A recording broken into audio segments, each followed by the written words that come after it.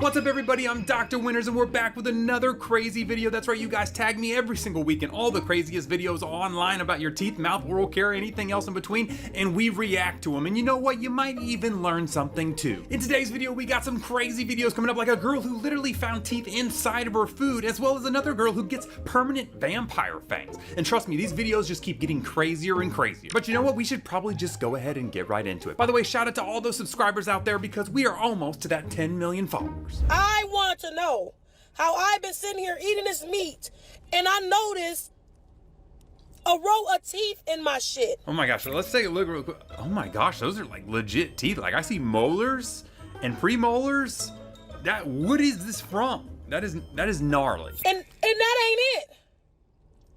They got the top and bottom jaw in my shit. Oh my gosh. I just sat here and ate this food and bit into somebody's molar. You gotta tell me that I gotta worry about finding teeth in my food now? We already worried about all these fake food dyes and everything, and now we got molars in our food. But for real though, before we go figure out exactly what teeth these are, because we're gonna figure it out together, let's see what the comments have to say. Oh my gosh, that dog picture is literally my face when I was watching that. I was like, someone said Billy goat or just Billy. Maybe, wait, is this a goat? Let's search up the goat teeth real quick. Yeah, I'm not gonna lie, this does not look like goat teeth to me. Goat teeth are all like wavy and they look kind of like spoons in your mouth. These look like legit human teeth. They're like molars and stuff. That's funny, somebody said sue the restaurant, sue the state, just sue somebody, anybody.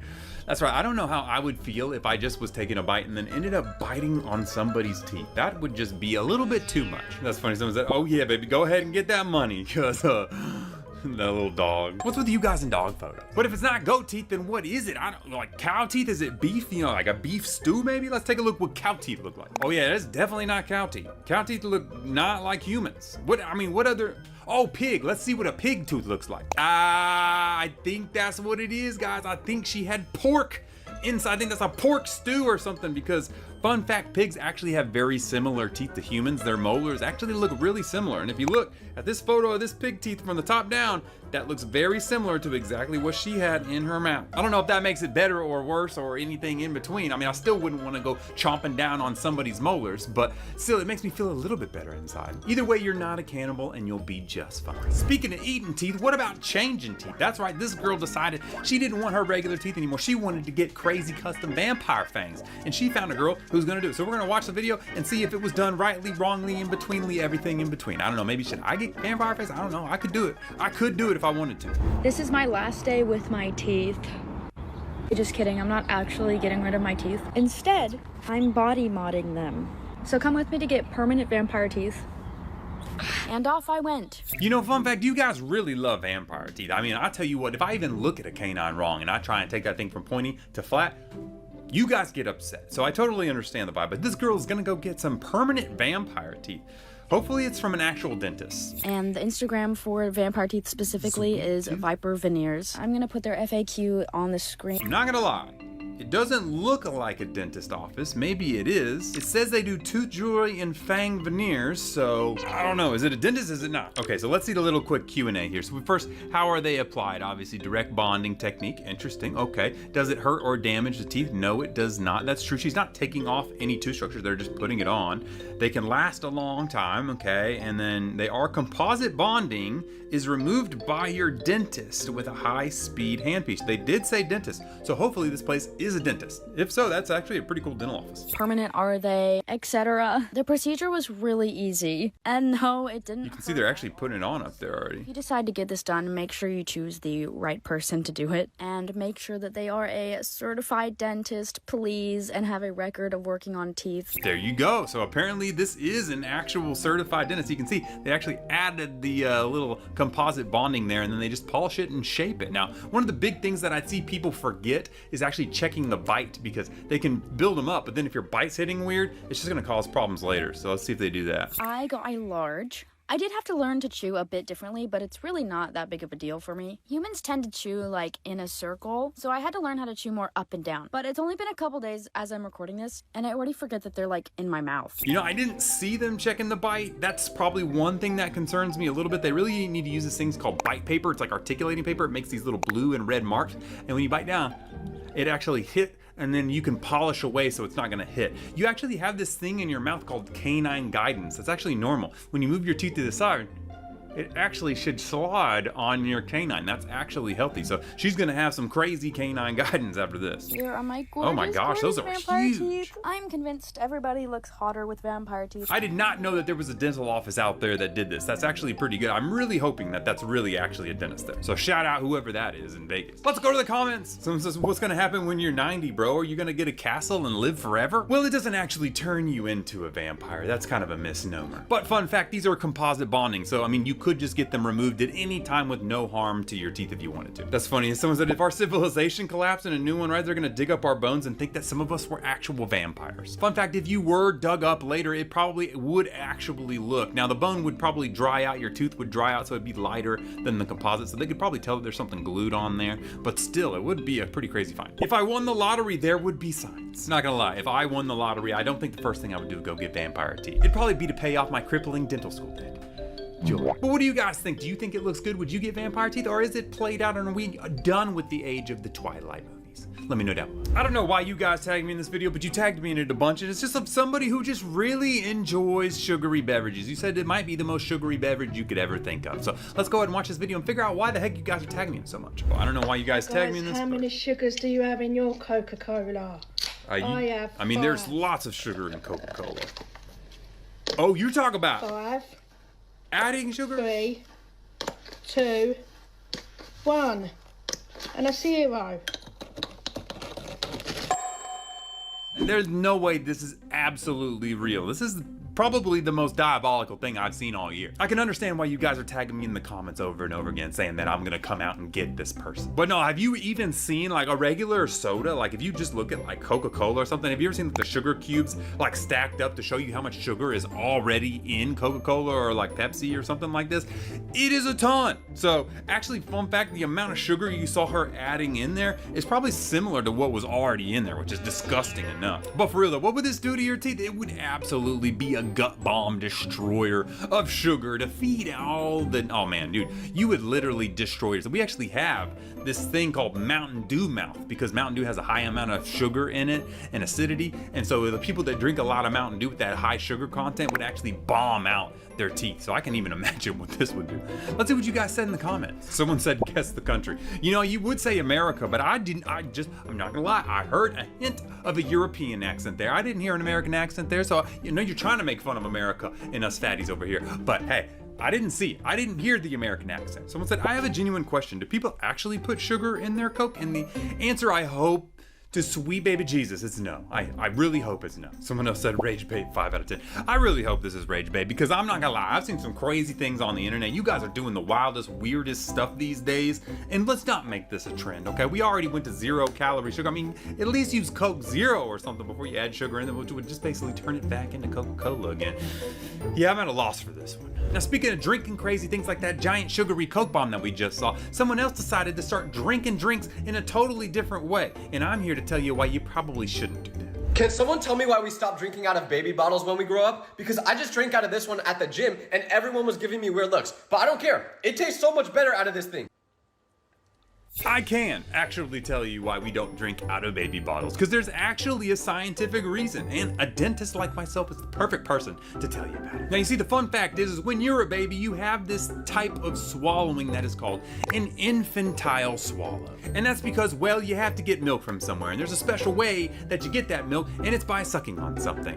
One would say a baby bottle, but on a human, if you know what I'm saying. I'm not gonna lie, I really danced around that issue, didn't I? But anyways, when you lose your baby teeth and you start to transition into adult teeth, we get you off of that binky, that pacifier, that baby bottle, whatever it is, because your body needs to transition to what we call an adult swallow. And in fact, you probably see people today that didn't transition very well, and they have things called open bites or tongue thrusts, where they end up swallowing like this because they're used to that infantile sucking or swallowing, and so now they've got this big open bite where their tongue jets through the center of their mouth. Not only that, but it can actually cause facial deformities and stuff too. You can actually have a more dolichocephalic, longer face than the nice, you know, broad, wide, square jaw type look. So the reason we don't drink things in baby bottles, I mean, technically, If you're older, you probably could, but then again, that sucking motion all the time and hiding something right here will cause your teeth to shift and move and even go into an open bite later in your life. So it's actually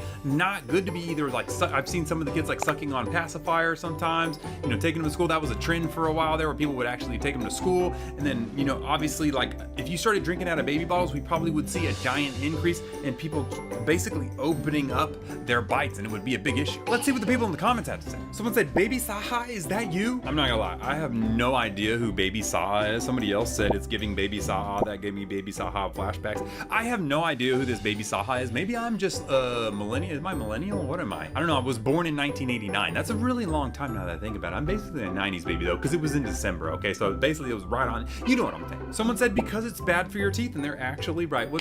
We are teaching. We are learning as a species. There is hope still. Somebody said we are evolving backwards. Unfortunately, I tend to agree after seeing some of these videos today that you guys have tagged me in. Oh my gosh, this picture is cursed. Who is Baby Saha? Anyways, well, now you know why you shouldn't drink out of a baby bottle. Hope that helps. All right, one of the craziest things that you can get done when your braces treatment or even like pre-jaw surgery or something is an expander or an expansion treatment. Yeah, that's right, that little thing that goes in the roof of your mouth. Well, this girl apparently had it, so we're gonna follow her progress and see exactly what happens to her mouth, because I bet you'll find something surprising. Go. Right, starting at 0 millimeters. Okay, oh my gosh, you can see there is a gap opening up. 3 millimeters, 4 millimeters, and that gap is gonna continue to get wider, because what we're actually doing is your upper jaw is actually 2 jaws together in one, fused down the middle with this mid-palatal kind of raphe, this little thing right here in the center. And you can see by the end, she went to open to 9 millimeters. So look at the beginning there, all the way to the end. We got 9 millimeters going all the way up. And that is almost a full tooth. She has a full extra tooth right here in the middle. And so what actually happens, what I was trying to say is your upper jaw is made of 2 different bones. And so when we put something in there, if that suture is not closed, and it doesn't close for a while, you know, even when you're like 18, it's still like, it's getting closed, but it's still open a little bit. Really, you want to do this when you're younger if possible, 10, 12, 13, you know, that would be great. But still, anyways, what we do is we go in with that mid-palatal rapid expander and we actually expand it out. And every time it will actually move the 2 pieces of your jaw, your whole upper face will move apart. And so that's why you're seeing that giant gap there. But that gap is not the only thing that's going. Her nose is actually getting wider. And also the roof of her mouth will have an empty area there, just a big gap. And so what we have to do is hold this for 3 to 4 months once it's open, so that that bone can fuse. And actually the fibers around the tooth, the periodontal PDL fibers, will actually pull that gap closed most of the time, and those teeth will kind of fade back into their areas. Still really crazy. Dang, you guys got no chill in the comments either. Someone literally put the Goofy with the wide teeth. But I never would have ever thought about Goofy having 2 teeth like that, but I didn't realize he had such a big diastema, a big old gap between his teeth. Someone said trust the process, and that's exactly true. A lot of the times when we do stuff, actually all of orthodontics is really just like trust the process with braces. Okay, I got a lot of people saying like, Doc, what is happening? My teeth are going all over the place. I say trust the process. Okay, and then a year and a half later they come out looking amazing with their Hollywood smile. So sometimes you just gotta trust the process. Oh my gosh, watching this gave me separation anxiety. That's a dad joke. Oh my gosh, even that was too bad for me. Oh man. But don't worry too much, this is completely normal, and like I said, that gap will close back up. It's gonna look awesome, and all it's gonna do is just give her more room and more space for all those teeth to get in there. So it's actually really a good thing for her, not a bad thing. Hope that helps. And this next video, it really saddens me a lot, because you guys tagged me in this, and when I saw this I said, because I've been talking about this for, you know what, I'm just gonna watch the video and I'll show you myself. Oh no, you guys, why you guys keep tagging me in these videos? Oh my gosh, and she's like really going at it too. This is obviously a very bad thing to do, and you can see the amount of pressure she's putting on those teeth. She's gonna break off some enamel. What is she doing? Oh my gosh, she did it all. I know she still got all that glue on that teeth, because there's no way she took that off. If she was getting her brackets off with a spoon, there's no way she had a full entire dental drill kit at her home to get that glue off of her teeth. But this is what I was talking about. For weeks, I've been telling you guys, these people have been doing this trend of taking their braces off with spoons. I said other people are gonna try this. This is bad, because we're gonna have all these people that are uneducated, like this girl who has no idea what she's doing to take her brackets off. If you guys don't know, the way that you remove brackets is, you know the little slit down the middle? We crimp them, we crush them, and they fold into that middle area. They kind of like fold down in, and then they'll pop off the tooth. That is because if you rip off brackets in this manner, you can actually pull enamel. You can break the enamel off your tooth. You can even break your tooth in half. You can break the crown directly off of the root if you're doing stuff like this. This is actually really dangerous and very, very bad for your teeth. We actually have a special plier that goes around the bracket and then crushes the bracket to bend it, and then it just pops off the tooth without any pain. This probably hurt a lot. And not to mention that, like I just said, she's gonna have glue on her teeth. And then if she's not gonna have a retainer or anything, I mean, she's still got gaps, her teeth are going everywhere, so whatever progress she did get from her braces is all gonna go back to zero. Guys, if there's I mean, I'm all down for fun trends on TikTok, but these are not the trends we need to be doing, okay? If you really wanna get your braces off, just tell your orthodontist and get your braces off. At least then maybe you'll get a retainer after to at least hold what you did get done. I'm afraid to look at the comments on this one. Oh my gosh, someone said, you're treating your smile, the device is a matter of time, the way you took it off could damage your teeth. Somebody else said negative 1,000 aura. That's what we need to be doing. We need to be telling people, hey, we need to be shaming them. Don't take your braces off like that. You might hurt yourself. Negative 1,000 aura for you. But they are right. It can hurt your teeth, okay, guys? So please don't do this. Somebody literally said negative 2,000 pounds. Because that's true. Your mom and dad probably paid hard-earned money from that. You're just ripping them off. Come on, you're gonna be that guy? You're gonna be that one? Really? Please? Don't do that. You probably want braces because you're watching these videos. And you know what? It might be nice to go see how somebody's appointment getting their braces on her. So we're gonna find this girl that you guys tagged me and we're gonna follow them. Because you guys said, Bentist, what's going on in their mouth? So we're gonna go ahead and watch it and see. Let's go ahead and do it. All right, you guys tagged me and they said, this girl's gonna get braces. Let's watch the process of her getting her braces on together. All right, looks like we got a nice little waiting room there. Okay, so let's see what we got. We got the tray ready. Oh, she's getting bands out the gate, guys. Okay, so first off, I notice she's got a lot of crowding, okay? So, I mean, that is something that you normally see in braces. You know, you got crowded teeth, we gotta fix it. Now, once I see bands, that kind of scares me a little bit because that tells me that this is probably an older school orthodontist. If you guys don't know, there's kind of two schools of orthodontists. There's the old school that take teeth out on everybody and they do these bands and they do like the goopy impressions and all that. And there's this new age that we don't really take teeth out that often. We use Damon brackets, we use 3D printing and scanning and all the cool stuff. So we don't use bands because bands are annoying. They're like metal wrapped around your teeth. You can get cavities under them and the reason why is because back in the day they didn't like bonding on them because stuff was weak. Now we have technology where we can just bond directly to them and it's just fine. So if they're gonna put bands on you, already I'm saying, okay, this might be an old school orthodontist, which I don't really like the old school way of doing orthodontist, I'm not gonna lie. So let's continue. But yeah, but basically what they're doing is back in the day, you use these little band pushers. You have to put this metal wrapping around your teeth. You have to squeeze this giant metal band around. Oh, interesting. She actually, maybe they're using the metal band because it looks like she has a lower FLA here, which is basically a lingual holding arch that holds and kind of moves those teeth. Once again, kind of unnecessary if you just use the right braces. That's kind of a waste of time and effort. So not quite sure why they have that on there, in my opinion. And as you can tell, it's not the most comfortable. It's really tight, and they did it on the top and bottom. So definitely an older school orthodontist. You can see that we do things called, indirect bonding, where you have these little trays that are nice and AI, help us put it on there, get it all perfect, and then they just go pop on. They're gonna individually hand place every bracket, and I can almost guarantee you that they're gonna put the old school brackets on there just from seeing what they're doing. Let's see if they're doing self-ligating brackets, which is what you should be using, versus the old school traditional brackets. And it does look like they're doing the old school traditional brackets, which makes sense. Those are the ones that you guys probably see a lot because they have the colors around them and you guys like the colors, but you can put colors on Damon brackets or self-ligating brackets. They just go underneath.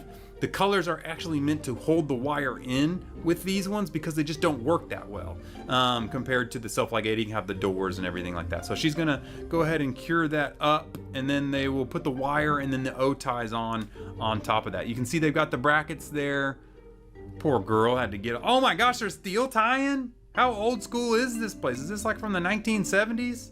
So because they don't have the self-ligating brackets with the doors that hold things in, they actually have to sometimes, in tough, crowded areas, use steel ties. So they literally put like a steel ligature around it and they will tie it super tight and round it off because that's, I mean, the amount of friction and stuff that happens with this is why in these aspects, you get a ton of this, a lot of the flaring out that happens because of the friction in the system. And so they have to take out a lot of teeth. I wouldn't be surprised if they take out 4 teeth on this girl. Oh, wait, did they already take out 4 teeth? Oh no, I don't know if they have or not. But regardless, a lot of the times when you're in these scenarios, you end up taking teeth out with the old school braces. I hate doing that. So if I was you, find somebody with self-ligating brackets, find somebody who doesn't do bands, who does, indirect bonding with the newer age braces that doesn't take teeth out, and then go to them. Because I know this girl is super excited, but unfortunately she walked herself into a situation that she could be done way quicker, way earlier, and with probably better results if she just found somebody that does things a little bit newer way. It's kind of like if I was gonna say, do you want a new phone? And you decided you wanted to go to the Nokia brick phone with Snake on it versus like an iPhone 16 Pro S. That's kind of what I'm talking about. And I just paused it at the beginning because I was wondering, she has already had those 4 teeth removed, which is exactly kind of what I said. And so if she just would have went into normal orthodontics with somebody newer, she wouldn't have had those 4 teeth removed. We could have done this thing called IPR, interproximal reduction, with some expansion to expand out and get those teeth uprighted without having to remove 4 good teeth. So get a couple opinions next time you go to your orthodontist and find the different people in there, and don't just take the first one that you find, because a lot of the times you might realize just how much you're doing wrong. Either way, I hope she has a great experience. I hope the orthodontist finishes it out great. It's just, we could have maybe found a different way of doing it. Let's see what the comments said. Someone said, yes, normalize getting braces and not veneers. And I totally agree on that front, because I would much rather her get 4 teeth taken out and do that. I mean, with this much crowding, she's probably gonna end up being okay regardless, but at least she didn't get all of her teeth shaved down and get veneers on it. Now, I know how much you guys like white teeth, but what if I told you that this girl went a little bit too far with hers? Let's go ahead and check out the video. All right, I accidentally fell asleep with my whitening strips on for 9.5 hours. Boyfriend anyway said, don't you want your teeth to be white? I'm not gonna lie, I don't understand that. And why are you giving me those eyes? You're doing too much. You're doing too much. But for real though, what would happen if you have whitening strips on your mouth for 9.5 hours? Back in the day, we used to have these little whitening trays. You put them in, you put the gel in, you stick them in and everything like that. And sometimes people would make the mistake of falling asleep in them. And if you have ever made that mistake, you will wake up with the most sensitive teeth you've ever had. Although they will be pretty white. Because if you don't know, you have these little tubules in your mouth that protect your nerve. Now it connects from the air to the outside, these little tubules in your mouth. They're filled with kind of all this organic debris. The whitening actually dissolves that organic debris, allowing the whitening to go into the teeth and whitening it from the inside out. But if you're leaving it there all night, all those organic plugs get completely dissolved. So even the slightest bit of air or water or anything goes directly into the nerve, and you are very, very, very sensitive. Now, luckily, a lot of these people use strips now, which is actually, we've got our 10% Lumi Smart strips, which, to be fair, are the best whitening strips on the market. But regardless, luckily for her, she's probably not gonna have as much issues with the whitening strips, because really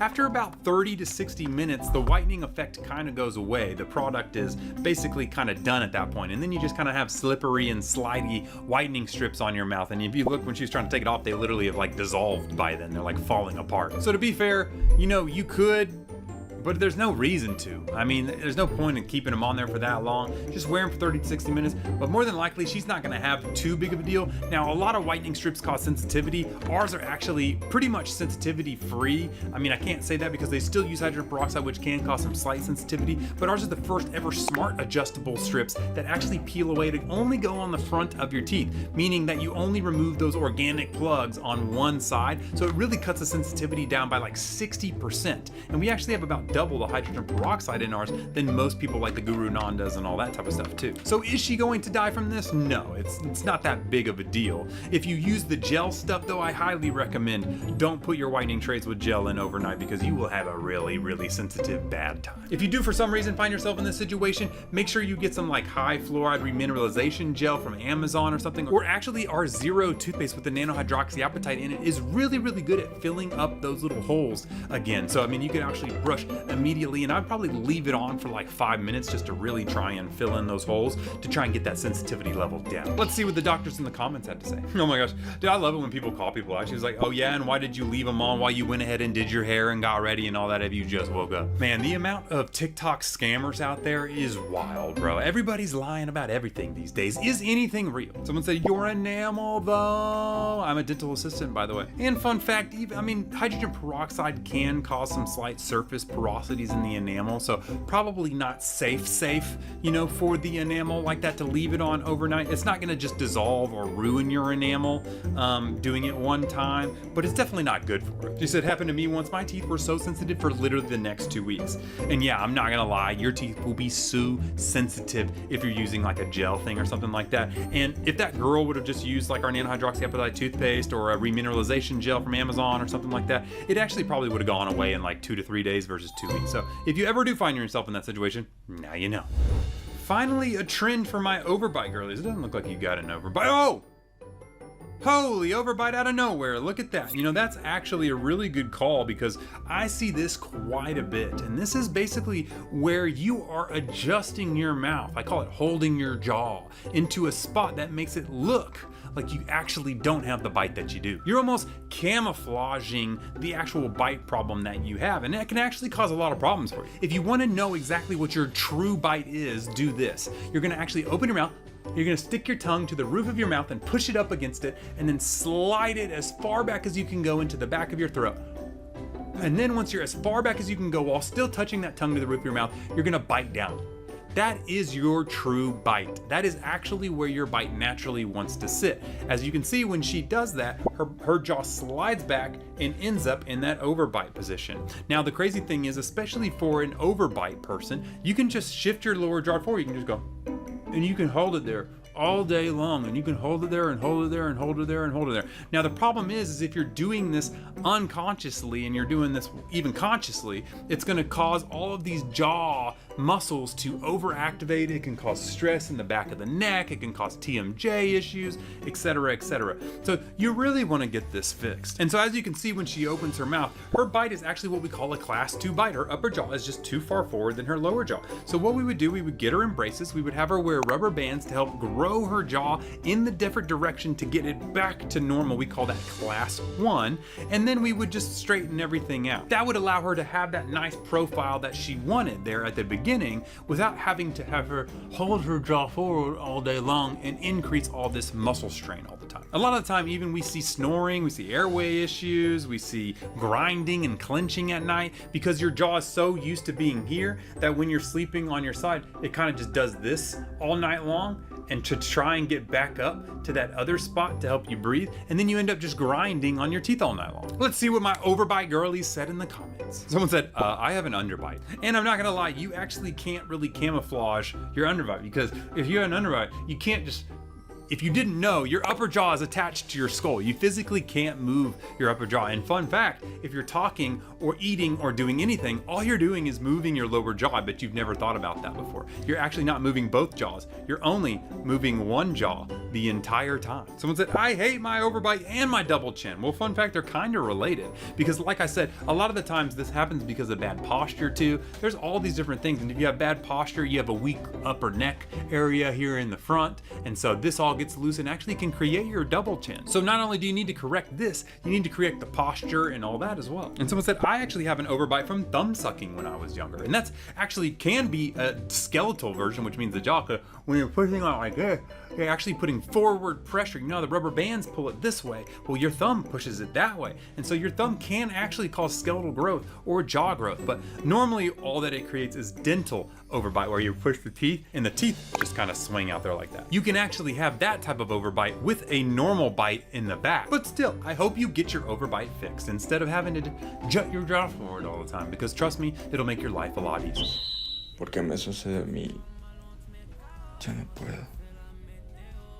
Oh, I know that all too well. I have no idea what you said, but I understand the universal pain of peeling your lips away from the braces. That's right, one of the first things I see when people get braces, they gotta get used to the braces. And one thing that people are not used to is the braces being there. So when they're sleeping pushed up against their something like this at night, and they wake up and they just have to peel it off. Now that being said, it will get better over time. You're not gonna be like this forever. Your lips actually get tougher over time. I've had this racket on here for over 2 years now, and now I don't even feel it. But I remember when I very first got it, it actually would rub and create sores and all this type of stuff. It doesn't happen anymore because your tissue adapts and gets a little bit stronger. I definitely do remember the feeling of peeling my lips away from braces though, and let's say it wasn't the most enjoyable. Let's go to the comments and see what everybody else has to say. Someone said, me every morning. And that's right, that's exactly kind of when we see the issues come in. Like I said, the morning time, you're sleeping on the side of your face or something like that, and then you just have to maybe sleep on your back though. That would definitely help you not have this issue. And I'm not gonna lie, the rest of the comments are in different languages and I have no idea what they say. So I can't really help you out any more than that. Maybe somebody could tell me what he was saying down in the comments below that can speak Spanish or whatever language he speaks. And you know what? You gotta go through a lot of pain in braces, but what if that pain leads you to somewhere great one day? Well, I found a great braces transformation that we're gonna go through and just see how crazy of your teeth can get fixed by braces. Let's check it out. Braces day one. All right, he's got them on the top here. Oh my gosh, I'm gonna pause it here. Let's first off see what we're working with here on day one. So he's got the braces up top, a little bit of crowding, but down low, my boy's got some massive crowding going on. I mean, 2 of his teeth are what we call completely blocked out, meaning they had no room to come in. Normally it's because baby teeth are there or something else happened, but he didn't have enough room, so they decided to come up behind the 2. Sometimes they can come out in front too. We call them snaggle tooth, but let's continue and see how it goes. Braces 240 days. What is that? Almost a year later. And look at that. He's got his power chains on. His teeth on the lower are straightened up. It does look like he still does have a deep bite though. To be fair, in the caption, he says another year to go. And that's what I'm talking about. He's about halfway through. It takes about 18 to 24 months to get through, but he has gotten some big progress. I mean, remember how crazy those teeth were at the beginning? It was pretty wild. Let's go see what the people in the comments had to say. Someone says, I'm on my braces day 5,356. I know it feels like that sometime because, you know, some people are in braces a long time and they go into phase 1, going into phase 2, which is like the kid braces versus the adult braces. That can take a while, but mainly you're gonna be around 18 to 24 months. Definitely not 5,000 something days. If you are, you probably should find another orthodontist because that's why. Someone said, which color is the best for braces? And I've said this before, but I would go with darker, deeper colors like blue or a forest green or a teal would be good. Even pink is good too, but make sure it's the hot pink, not the pale pink. Any of the pale colors kind of look kind of meh. And don't go with brown or yellow because those look like dookie sticks. Someone said, I don't know what people are on about braces hurt. Expanders are painful. Like, they are not. And to be fair, I'm not gonna lie to you. Braces are painful for about the first week or 2. And that being said, they're not painful like a stabbing pain. It's more like a dull, like muscle soreness, like you just got done working out. And so if you can get through that first week or 2, really braces aren't that painful after all. I mean, I don't know where people got that idea that they're like super painful because they're really not. Either way, I wish this guy luck on the rest of his braces journey. I know it's gonna turn out amazing. Now for those people that do think it's too painful, well, sometimes they do stuff that they probably shouldn't do. And check this out. All right, what do we got here? Pliers. Oh, please don't tell me. Okay, good. She chose a toothbrush. That was a wise choice because what the? Oh my gosh. You absolutely have to be kidding me right now. You chose the pliers over the toothbrush? Now, where do I start with this? Because I feel like this is a PSA or a service announcement. Because as funny as these braces off things are, I mean, they can cause issues, all right? Because I'll be fair, she probably didn't actually rip her braces off with the pliers. She probably got them off and she's making a video of it. But the problem is, other people are gonna see these videos and do it. And that's in fact exactly what they did. Last week we had a guy ripping off his braces with a spoon. And I was literally tagged in another video this week of a girl ripping off her braces with a spoon. Now, as you know, this can cause enamel damage. It can rip off the enamel, can really harm yourself. And if you're in treatment, it's really gonna cause an issue because you're gonna get behind. You're gonna have to pay more money to get more brackets on and all the stuff that your parents are gonna have to deal with. It is just a big mess. So please, please, please do not do this. And even if you think that you're safe, you're still gonna have glue all over your teeth. So then and you don't have a retainer, so your teeth are gonna move back. This is a terrible idea. And even though it's funny for videos, I mean, this had 1.3 million likes and like a lot of millions of views, and that's a lot of impressionable little kids who are gonna see this and think that they should rip off their brackets. And that is just not smart. Let's see if the people in the comments thought it wasn't smart. Come on guys, I'm betting on it. Someone says new generations wouldn't understand. I'm not gonna lie, I don't understand and I'm an older generation. Someone explain. Oh my God, somebody said, this is so creative, OMG. And someone said, thank you, but this was inspired by someone else. I just can't find their video anymore. Now that's what I'm saying. I'm not trying to put any hate on this girl. I think she's just talking about the trend. It's probably a trend going on with the videos and stuff. Oh, it swapped it. Oh, I didn't even realize it happened. But that being said, the spoon people, they're the problem really here because they're the ones really showing these kids to do it. And just like she got inspired by somebody, somebody's gonna get inspired to rip their braces off, and nobody wants that. And then somebody said, this brought back so many memories. So this must be an old trend that I had no idea about. But that being said, even if it is, still, guys, be safe. And don't rip off your braces. Now, ripping off your braces is one thing, but getting them on is a whole different story. And what if I told you there's a way to get your braces on that you've probably never seen before? So let's go ahead and watch an orthodontist do that exact same thing so you can see how it's done. All right, getting ready for the process of braces. So this person's got an open bite. Oh yeah, the dental impressions. Aren't those just a fun, goopy mess? I remember when we used to have to do these. Okay, and then you pour the plaster and then you gotta get the bubbles out with the vibrator so that you can see it. Ooh, they're probably doing indirect bonding. This is, okay, so not a lot of offices do that. That's where they actually put the brackets on there. They make trays, and then that way they can just pop them on instead of placing every individual bracket. This is actually what we do in our office. We use 3D printers and scanners and crazy stuff to actually make this little gel tray that does it. This is the old school way of doing it, but still really cool. And see how they just kind of peel right off there? Love that. And now those brackets are in the exact perfect place every time. That way they can put their wires on there, the rubber bands, and then you're good to go. Now normally this will take like 30 minutes versus like 2 hours at a normal ortho appointment. How crazy is that? Now the main benefits of this that I like is one, the time for you guys, because well, you get them on super quickly and it's awesome. But the thing for us that we really like is it's super accurate. I can place them digitally exactly where I want. They place them by hands, we do ours AI digitally. And that being said, now that we know that they're in the exact places we want to, your teeth will move faster, getting you out of braces quicker. Let's see what the comments had to say. Someone said, I'm not scared if it's gonna hurt, I just don't wanna gag. And to be fair, this is actually better for you because for my gaggers out there, if you had to sit for a long time with your mouth open and they place each individual bracket, the saliva pools up, everything. But with indirect bonding like this, it's really quick. They just pop it in, they like cure it away, and then they peel it off. And that's really simple. Someone said, and this takes 2 hours? No, this way actually doesn't take 2 hours. Now, fun fact, it does take us extra time because we have to do the scan, we have to do the molds, we have to do the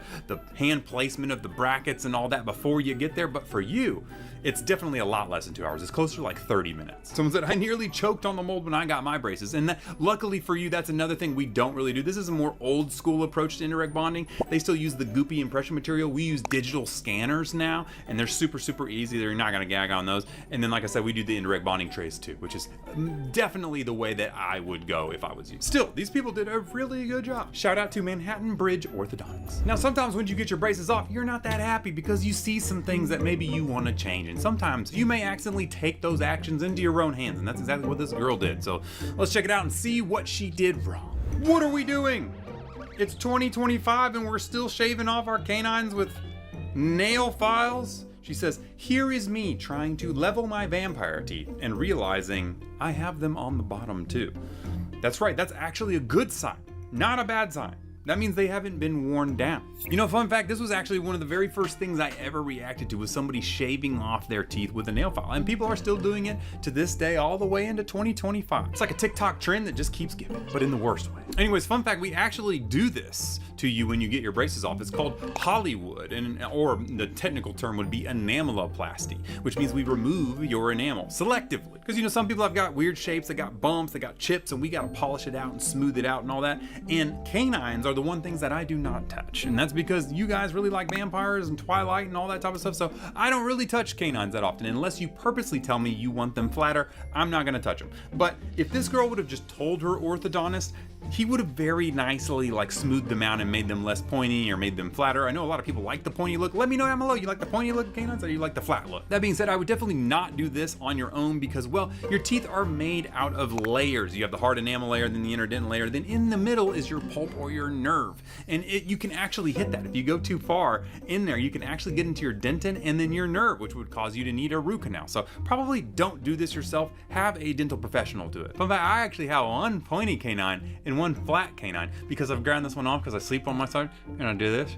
So yeah, technically I did it on myself too, but I didn't mean to. To the comments, someone said, please stop. See, I knew I was educating some of you guys out there. Thank you for spreading the word. Someone said, why would you shave that down? I love vampire teeth. And that's actually the same experience I've had because anytime I try and go near somebody's canines, they're like, can you make them into vampire teeth? I don't want to get rid of them. But basically, Don't do this. Why is there so many don't do this in these videos? Why can't you guys do the right thing? Now, one thing that you guys want to do when you get done with your braces is whiten your teeth, okay? And so somebody decided to make their at-home whitening formula that you guys said is amazing. So I'm gonna check it out and see if after you get your braces off, you should use this simple whitening formula at home. Whiten your yellow teeth and remove tartar in just 2 Now, minutes. obviously the first thing, okay, so what did he just said that it will whiten your teeth crazily, turn them from yellow to white, and will remove your tartar. So this must be a pretty crazy natural whitening.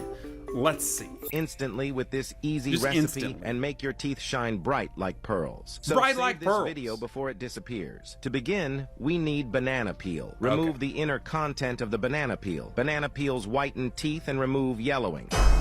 We're starting off with scraping a banana peel. So first off, eat your banana. Now, I can tell you I did some research on this before. The banana peels don't do anything. They don't whiten your teeth at all. So, -1 so far. Put the banana peel content Maybe he's in a just bowl. using it Then as you need lemon. a Add base. teaspoon of Okay, lemon you juice. guys know how I Add a feel about teaspoon of acid. salt. Lemon and lime and salt. Okay, we're gonna stop it right there. First off, lemon and lime are acidic. The way that you get cavities is acid breaks down your teeth. It's normally from a bacteria called strep mutans, but it can also come from other acidic areas, fruit, GERD from esophageal, stomach acid. All that can break down your tooth structure. And so putting anything acidic in your whitening formula is really just harming your teeth, not helping it. And the salt is really just there to scrub.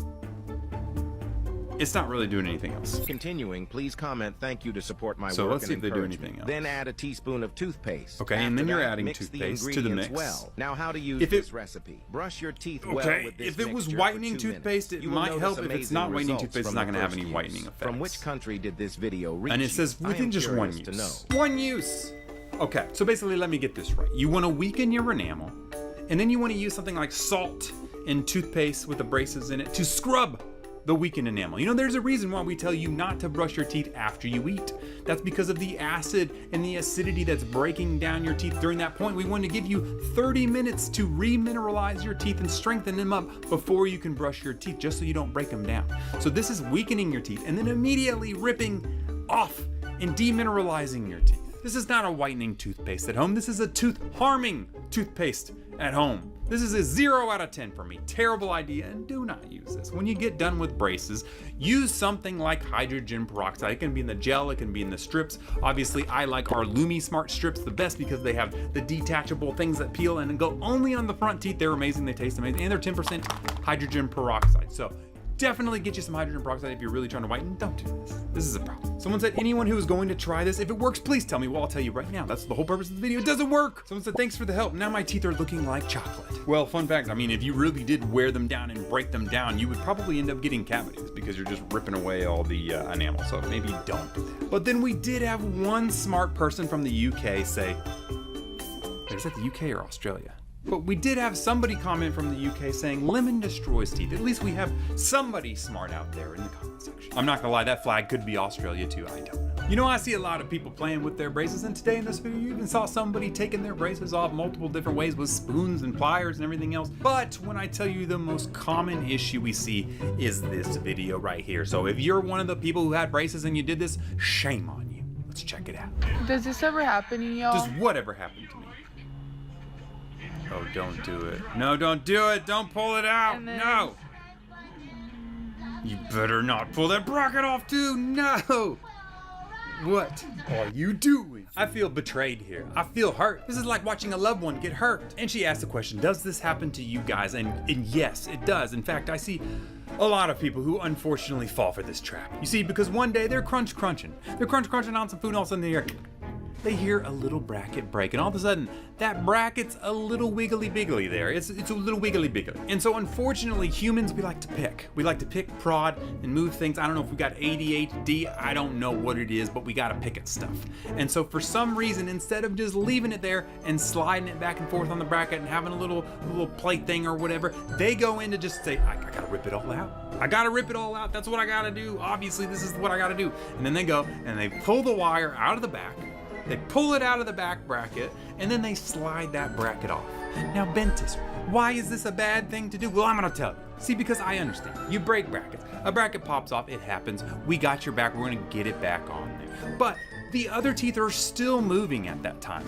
And thus, that wire is through all these other brackets that is moving and holding space and doing things that you want it to do. So what she did was she pulled the wire out of the back. Okay, so now all the brackets back here that weren't broken are now not activated by the wire. And that wire is pushing and pulling on it in different areas, which can cause teeth to go up or cause them to go down. Problems. Not to mention that, but pulling the wire out can actually break more brackets, in fact, and it will just stop the treatment. It'll cause treatment to go even longer because you're messing with all of these things. So definitely don't do this. What you should do is if you have a broken bracket, you can either keep it there and just let it slide back and forth. It is what it is. If it's really bothering you, if there's a door on it, you can remove it, but in a situation like this, don't pull the wire out, don't pull it out, and just leave it be, and your orthodontist will take care of it. Or, I don't know, maybe let your orthodontist know that you've got a broken bracket so your teeth don't move and cause issues and you can get it fixed quicker rather than just pulling things out and waiting 10 weeks to your next appointment. The teeth have moved and then now you're back in treatment for even longer now. But luckily these comments are definitely gonna make me feel better about myself. Let's go ahead and read them. Someone said, girl, what color braces did you get? They are so cute. I don't care about the color of the brace. This is what we're talking about. Somebody else even said lip combo, please. You guys are talking about lip combo and color combos when she's ripping brackets out of her face. Someone said, I've never broken a bracket. I don't know how y'all do it. And to be fair, brackets are honestly really hard to break. I mean, you have to really be trying to break a bracket sometimes. So to be honest, I don't know either. Someone said this happened to me and I swallowed it during my soccer practice. That can actually happen if it's the very back bracket and it slides off. Just maybe try not to swallow it. Now, luckily if you're not choking on anything, you probably didn't aspirate it, so it's probably just in your stomach and it will, pass through, if you know what I'm saying. So you're probably okay. Either way, if this happens to you, don't rip it out. Just tell your orthodontist and get it fixed. Now that girl ripped out her wires, but this girl actually has her wire purposely put in a very weird spot. And she says, Bentist, why the heck is this going on? Please explain it to me, someone, because it is a little weird. Can someone please explain why my wire is above my brackets? Oh my gosh. It is. It's up there. She says, bro, it looks so bad. I can see why you would be a little confusion by having your wire up there. But what if I told you this is completely normal? Because there's one thing that I spy about your teeth when I look at them to explain why that wire is up there. When you actually pause it and you see the wire up here, you can see she has a lot of gum tissue. And that gum tissue covers, guess what? Your teeth. Now, if your teeth are up high and we want to bring them down, we have to put the bracket way up there so that the wire can go up and it can drag those teeth down. If it's covered in gum tissue, guess what? We can't put the bracket anywhere. It just gets popped off because there's gum tissue there. So biomechanically, us orthodontists are pretty smart sometimes. And so what we do is we actually run the wire up over the top of the bracket, and that will actually pull them down without having to go through the center of the bracket. So basically it's our way of dragging teeth down without getting into your gum tissue. Now, unfortunately, she does still have a ton of gum tissue up here, which means she probably should be brushing a little bit better up top. And sometimes when you run the wire up over the gum tissue, it can cut into the gum tissue and can cause some sores. So definitely be looking out for that. But this is completely normal. We can actually do it under the bracket too if we're trying to pull something up. We do this all the time. It's actually a really, really smart way to get you moving your teeth faster and get you out of braces quicker. To the comments! Someone said, Google says you got 2 hours. I don't know. No, she doesn't have 2 hours. This is a completely normal thing and she's totally fine. I love it when I see comments on myself. Someone said, Bentist says it's the orthodontist preference. Well, technically it is the orthodontist preference, but an orthodontist doesn't really have many other options here because you can't like slide the bracket up and put it in the middle of the gum tissue.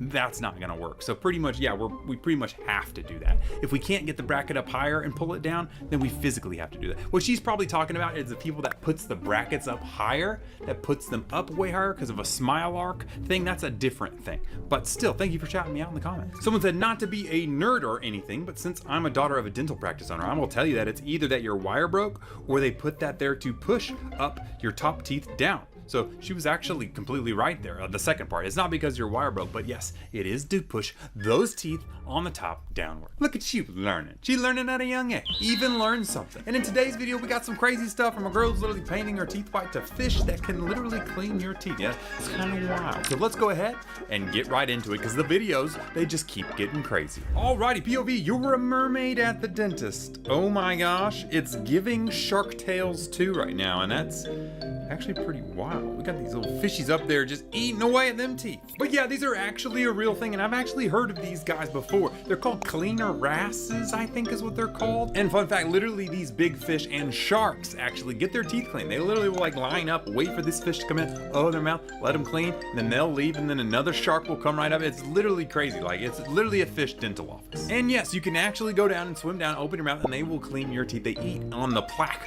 that's on your teeth. So really, yeah, it's kind of crazy, but it actually would work. Just imagine if real dentists clean like that. It would be like, all right, open up. That would be traumatizing. Let's go to the comments. The first comment says, I was just scared one of them would go down my throat. And yeah, I mean, what's stopping it from just swimming down the block? But you know what? Hey, you get at least some free protein out of it. Someone said, these are fish that clean. They eat plaque off your teeth and don't even want to go down your throat. They clean sharks' teeth and other big fishes. And that's true. I actually have literally seen a video where big fish and sharks are literally lined up like they're at a dental office, just waiting for their turn to get their teeth cleaned. It's pretty wild. And someone said, y'all are worried about a fish going down the throat, but how in the world is she not drowning? And I'm not gonna lie, this whole time I didn't even realize that this girl is under the ocean getting her teeth cleaned with no oxygen in sight. And to be fair, that may be the kicker of why this just isn't gonna work, because, you know, humans we can't breathe underwater for very long. So, you know, unless you want to figure out some other way to make that happen. I guess maybe you could breathe through your nose and leave your mouth open. I don't know. But let me know down below, would you get your teeth cleaned by fish? I don't know if I would. All right, in this next video, we're gonna see somebody make some homemade veneers. That's right, they didn't want to go to the dentist. They say, why would I do that when I can do it myself? And when I tell you how these turned out, oh my gosh, we're just gonna have to watch it together. All right, homemade veneers. Oh, it looks like she's got some type of clear, what the? Oh my gosh, what is that? Okay, this looks like that, it's that gel, that tooth gel. And it looks like she just decided to do her entire mouth. I do see where she thought about doing it right there in the chip. She said, I'm gonna do the full thing. I'm not gonna lie. It looks like she's got a bar of soap across her mouth. It does not look good at all. And you know, actually funny enough, a lot of these homemade veneer thing kits that you got, they kind of just look like that. A big block of white mess. It looks like you got one big tooth. I'm not gonna lie, the caption on this says works every time. I'm not gonna lie, I don't think we have the same definition of work. But basically what you use with these little wax pellets, you get them, they're little pellets, you put them in hot water, it turns them clear, you can mold them, and then when they cool down, they will turn white like this. Normally they're meant for like just filling in a chip or maybe replacing one tooth for a little bit, not the entire thing like this. And unfortunately, this isn't gonna fix anything long term. If you're missing a tooth and you're trying to replace it with one of these, I tell people, you know, you still gotta get an implant at some time because that bone will dissolve and then cause some problems. But yeah, still kind of weird. I wonder what the people in the comments had to say. I'm sure that they were very, very, very nice. Oh, come on, you guys. I mean, that Barbie face was kind of my reaction initially, I can't lie. Someone else said, that is a mouth guard. It's a literal mouth, and I'm not gonna lie, it does look like a giant mouth guard. And then another person said, leave it to the professionals, boo. Yeah, I'm not gonna lie, you might want to leave it to the professionals on this. It's almost like we went to school for like 10 years just to figure out how to, you know, sculpt and make the teeth actually look like teeth. Either way, I hope you get help. Now, I know we all know about runway models here and all their little tricks before and after the shows to get all dolled up for that runway, but I bet you didn't know they had some tricks with their teeth. And this video is pretty wild too. Let's go ahead and check it out. All right, it says veneers in just a minute. My girl is just white outing her teeth. What is going on here? She's got the full makeup done too. Oh my gosh, they are literally just painting it right on there, aren't they? Now, I'm not gonna lie, I was a little concerned when I first watched this. I've done some research, and it turns out this was actually not whiteout. It was actually a thing called tooth polish. And someone has invented a non-toxic paint that you can paint on your teeth called tooth polish, and then it will just peel away. And you know, I never really thought about this, but in acting, we have the same thing. So if you put a ton of makeup on somebody or a news anchor or something like that, it actually looks normal under the lights of the stage. So I never even thought about painting your teeth white. It's probably something that will make your teeth look really normally white from far away or under all the bright lights. People probably won't even notice that you have whiteout on your teeth. But the crazy part is after, when you get up close in person with them, you're like, holy moly, that's a lot of makeup, a lot of tooth whitening and all that type of stuff. But yeah, this actually probably would work pretty good for like a model scenario or even an actor scenario. Let's go to the comments. So he said, others teeth polish, me nail polish. Yeah, please do not put nail polish on your teeth. That is toxic, okay? They specifically made tooth polish to be non-toxic. Now, I still don't know if it's toxic or not toxic, but it's still kind of weird. But don't put nail polish on there, okay? Or whiteout. Whiteout or nail polish, don't put in your mouth, they're toxic. Someone said, or hear me out, Crest 3D whitening strips. And yes, that's, I mean, the basic thing is if you want to whiten your teeth, you need hydrogen peroxide, okay? Hydrogen peroxide is the only thing. Yes, Crest 3D white strips have them. And yes, our Lumi Smart whitening strips also have hydrogen peroxide in them. But basically the goal is you need something with hydrogen peroxide in it to whiten the teeth, okay? Nothing else is gonna work. Now, a lot of people have different bites and crazy bites and stuff, but this girl apparently has the overbite final boss. That's right, she's got the overbite to end all overbite. So I'm gonna be the judge of that. All right, we have the overbite final boss. Let's see that. Oh my gosh, I don't see any lower teeth there. That is indeed an overbite, but a very interesting overbite. Let's see here. Yeah, that's an overbite. Now, the first thing you're probably asking if you watch my videos is, Bentist, an overbite? That's not an overbite. She doesn't have anything sticking way out there. And that's actually because you guys get the term overbite actually mixed up with the actual term that's called overjet. You see, overjet is actually that big sticking out there. Overbite is how much they overlap. And if you take a look at her bite when she smiles, you can see that you see no lower teeth. And so normally we want a 10% overlapping of teeth from the top to the bottom, maybe even 20%. She is actually 100% overlapping to where you see no lower teeth. So she has not only just an overbite, she's got the king of all overbites, the impinging bite. And you've got the impinging bite because basically these lower teeth are jamming up into the roof of your mouth, because when they get that deep, they start biting into your roof of your mouth because these lower teeth go. Now, the real question is, why does this happen, Bentist? Why do you get an overbite like this? And it's actually pretty interesting. So she actually, even though she doesn't show it, she has that overjet that we were talking about. Her teeth and upper jaw is like this. It's actually stuck out here in front of her lower teeth.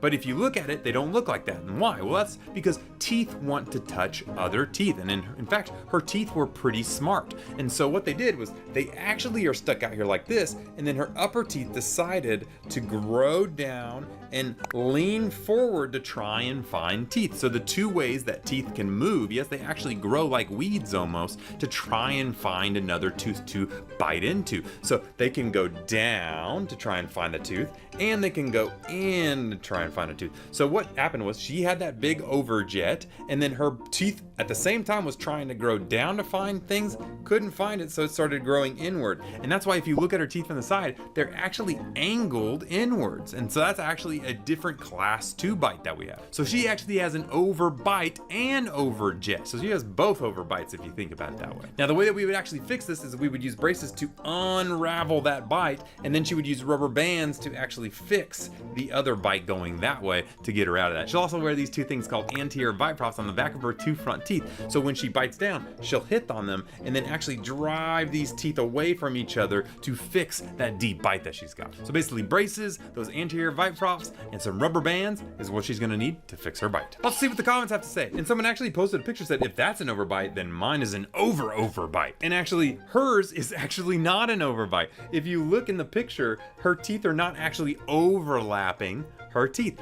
She has what we call overjet. They're sticking out. They're sticking out this way. This way is overjet. This way is overbite. So actually, funny enough, she doesn't have an overbite. You just think you've been calling it wrong this whole time. Someone else said it's better than an underbite. And actually, that's true. I would much rather have an overbite. They're way easier to fix. Underbites like this can have a bunch of jaw issues that are a lot more often to go into surgery, and they're actually pretty hard to eat, because your bite's just all sort of weird. And someone else said, this used to be my problem, but I have braces now. Well, that's good, because that's probably the only way that you could fix it. You could fix it with some Invisalign. You would use the same, things in Invisalign, but you need some type of stuff to fix this. And in fact, if you leave this, you can get TMJ issues. There's problems with growth. You got chipping and wear because you're hitting on stuff. So I would highly recommend getting it fixed if you got something like this. Hope that helps. Brush your teeth real good. Then eat yourself a piece of white bread. Okay, a lot of carbs and stuff. Chew it up real good. Then run your tongue over your teeth. You can feel the film on your teeth. Go back, brush the teeth. Okay, so the first thing he's saying is you brush your teeth, you eat something carbohydrate ways or anything like that, and you get plaque or gunk on your teeth. We call this your biofilm. Now, this isn't normally something that's going to literally form immediately. It's probably gonna take some time, but yes, you do probably notice at the end of the day before you brush, you got all this kind of roughness on your teeth. That's that biofilm that we wanna take off. So yes, you need to brush that off. So I'm not sure where he's going with this. Let's continue. Brush the teeth again real good. He's like, I literally just ate it. Okay. Grab yourself a nice, raw, delicious red apple and eat that. Finish eating it, run your tongue over your teeth, and you will find that your teeth are cleaner than before you ate it. Why? That's the reason why an apple is called nature's toothbrush. It cleans the teeth. Nah, I don't really quite buy that. So what's really happening is the apple is fibrous, and so when you're biting down on an apple, you're biting down on something that doesn't really, it's not like goopy and gunky like white bread. You know, white bread sticks to your teeth, the apples really don't. So when you're biting on it, it's actually just kind of the natural fibrous of the apple. It's not necessarily cleaning your teeth. In fact, they have acid and sugars in apples, so it actually could cause cavities as far as I know. So no, I don't think it's called nature's toothbrush. No, if anything, I would call a miswak nature's toothbrush, because it's literally a toothbrush, it's a stick. But anyways, let's continue. Did you know it's not natural to brush your teeth? In fact, brushing the teeth is a sign that what you're eating is absolutely bad for you. So cows don't brush their teeth. Cow and the horse would never eat anything other than what nature provides. And just so you know, cows and horses and dogs and animals all have dental issues, and most of them lose their teeth because, well, they don't live very long. So they don't need teeth that last that long. So, I mean, if you only lived 10 years or whatever, would you care what you ate? No, your teeth would probably last long enough. So, I don't know, I got weird thoughts on that. So, while some have called apples nature's toothbrush because it's thought the fibrous quality of them can help remove some plaque, this 2018 study found it actually might create more plaque, and that's because cavities are caused by acid, either the acid we consume through things like orange juice and coffee. Well, technically they're not caused by acid. The cavities are caused by the bacteria feeding away. The strep mutans is basically trying to tunnel into your tooth and eat away, and they're using acid in your mouth to do that. So, I mean, they poop out acid as well, and then the acid of your diet breaks down the enamel of your teeth and lets them burrow into the teeth. In fact, if you didn't have strep mutans in your mouth, you couldn't get cavities, which is a pretty interesting thing. If only somebody could come out with something to fix that, maybe later this year. I just can't talk about it just yet. But anyways, let's continue. Acid the bacteria in our mouth produce when we consume carbohydrates, whether that's from an apple or bread,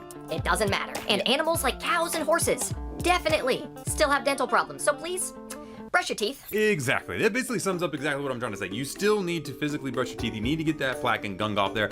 Maybe eating an apple may help get some of that plaque or gunk out, and it's definitely not as sticky as carbohydrates, but still, if you have strep mutans, it's gonna be getting, regardless of what you eat, it's gonna be attacking your teeth, okay? So, brush your teeth. Let's see what the comments have to say. You see, well, the thing about cows and horses is that their breath is rank, and exactly what I'm trying to say. They still get cavities, they still have rotting teeth, just because they eat apples. It's not that big of a deal. Someone else said, no more brushing teeth, I will just eat apples then. No, absolutely not. That was the point of this video.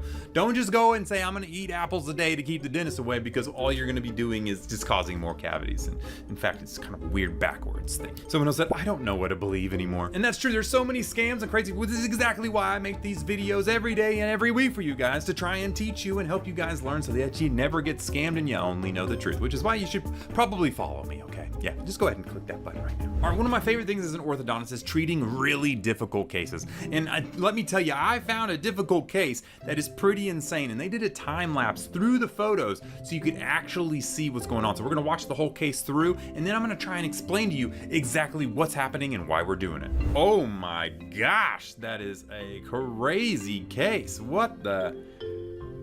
Talk about how many teeth somebody has. So this is actually a time lapse of the full treatment going through. This one's not AI. This is actually a real orthodontist that did this. All right, looks like Doctors of Smile. Oh my gosh, I'm gonna have to rewatch this through again because this is insane. Okay, let me pause. Okay, I mean, that looks pretty good. I mean, just let's pause here and look at the beginning and the after here. So it looks like we have gotten all the teeth in, which is crazy. And then there is something, they did something weird. It looks like they got rid of the canine though and put, you know, a cantilever bridge on there. But let's go ahead and start back to the beginning and let's see exactly what we've got going on and see how it compares when it's all done. So let's go ahead and get back to the beginning. Okay, so really after this first transition, the first thing they did was they got rid of a baby canine right here. Now there's actually a little molar behind the premolar that's still there. That's a baby tooth that you'll see gone right there. Now, the two teeth that you're seeing here, it looks like is a lateral incisor and a premolar that's stuck in the roof of her mouth. So we're gonna have to figure out a way to make space and pull that in there. So The next thing you'll go is, we'll pause right there. Now the first thing that you see is that they actually put a little tied wire, and they're tying a wire to that lateral incisor. They got a basically a bracket on it now, and they're pulling that guy all the way into that space, and that wire will actually rebound and kind of shoot that tooth in there, which you'll see that it's moving over slowly by slowly by slowly. And also, if you didn't notice it already, that one molar tooth, that baby molar in the back, is gone now, and a premolar has sprouted up underneath it. Okay, so now we're at a point that on one side he's got the spring trying to bring in that one premolar, but we're gonna be kind of blocked out here with all these other teeth on this side. So what's probably gonna happen is they're gonna use a spring to open up that space to get that tooth in there. So let's see. Okay, so you can see that space is starting to open up. Now they're attaching to the premolar to also drag that one in. The one on the other side is already in, just like that. Now what I'm trying to figure out is why they bonded it randomly there at the end. Okay, yeah. Now my guess is that tooth does kind of look a little bit differently. Now if you look at the two teeth next to each other, this is one lateral incisor here, and it's way bigger than this one here. So it's way smaller, and that happens when sometimes the teeth get malformed. This is called a microdont, or a small tooth. So when they brought that tooth in, it was much smaller than the other lateral incisor on the other side of the mouth. So that bonding that we were looking at actually was probably just to make that tooth a little bit bigger so it matches the size of the other tooth. Either way, that's a crazy case, and it shows you that really you don't have to take teeth out in a lot of situations. There's a lot of old school orthodontists that still take 4 teeth out on everybody, and this really shows you that if you go low, slow, you open things up and you expand things out really well, you can get a lot of crowding and a lot of teeth in without having to remove teeth. Let's see what the comments have to say. Someone said, hey, come here, top of braces. That's true. We were dragging and pulling different teeth in everywhere. It's almost like we're going fishing for teeth and bringing them in. It is pretty crazy. Someone said, I know bro was feeling it for the first few days. Yeah, in cases like this where you have a ton of crowding and a lot of movement, yes, you're gonna have a little bit more soreness than other people. And someone else said, it's so crazy to me that you can just move bones around in your mouth like that. Well, technically teeth aren't bones, they're a little bit different, but yes, we do move teeth through the bone of your jaw. And the crazy thing is there's these little things called PDL fibers. And whenever you pull on one side, it actually will grow the bone and then dissolve the bone on the other side, and then the bone will grow in between. It's a pretty weird thing, but yes, you basically dissolve the bone, move the tooth into that, grow the bone back behind it, and then repeat all the way across until that tooth is moved to where its final position is. It is pretty crazy. And this is actually why we have you wear retainers full time for 3 months after you get your braces off, so that your teeth can solidify back in their final positions before we go to nighttime wear only with your braces or with your retainer. Now you thought these braces were bad, just wait until you see this girl's set of braces, because I'm pretty sure she has everything but the kitchen sink in her mouth right now. It's pretty wild. Oh my gosh, okay, well, I gotta pause right there. What are we looking at? This girl has more work in her mouth than I have ever seen on one orthodontics patient. She's got TADs, it looks like. She's got wires over the wires. She's got power chain. It looks like you got Bilocks. She's got Herbst in her mouth. This is wild. Does she show you more?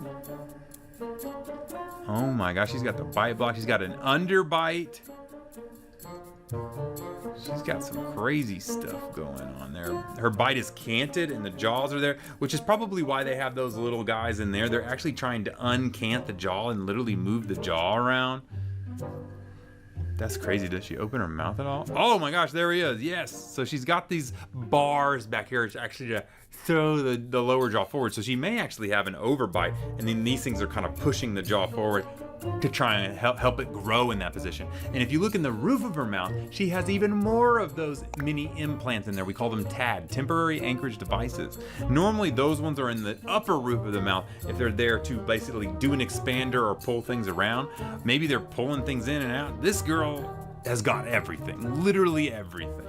That is insane. The amount of soreness that this girl must have gone through in the first couple weeks of her treatment, insane. Now that being said, I don't want everybody to freak out, because they see all this and they're gonna be like, I don't want to get braces, I don't want to get braces. Most of you in braces don't even get one of these things, ever, okay? They just get the braces. This girl got the TADs, the things, the bite blocks, the bands around her teeth, the power chains, she's got everything. That is actually wild. Let's see what the comments have to say. Someone said, that's maximum security jail. Yes, I mean, if your teeth were prisoners, those homies are locked up and not going anywhere. Someone else said, very good point. This must be impossible to clean. I have normal braces and it's hard to clean them. And yes, I do notice when we do things like this, you've got the big bars on there, you got all these things, you got the power chains, all that type of stuff, increases plaque retention. So for these patients, you have to be really, really on top of them for cleaning because it can get nasty really quickly. And somebody said, how do you eat with these braces? Well, I'm assuming her jaw was really jacked up because you can see that it's canted and forward and everything like that. So she probably wasn't the best at eating. But that being said, I will be very surprised. I mean, I'm very surprised every time I do stuff on patients that have crazy stuff like this or the bite blocks on the front,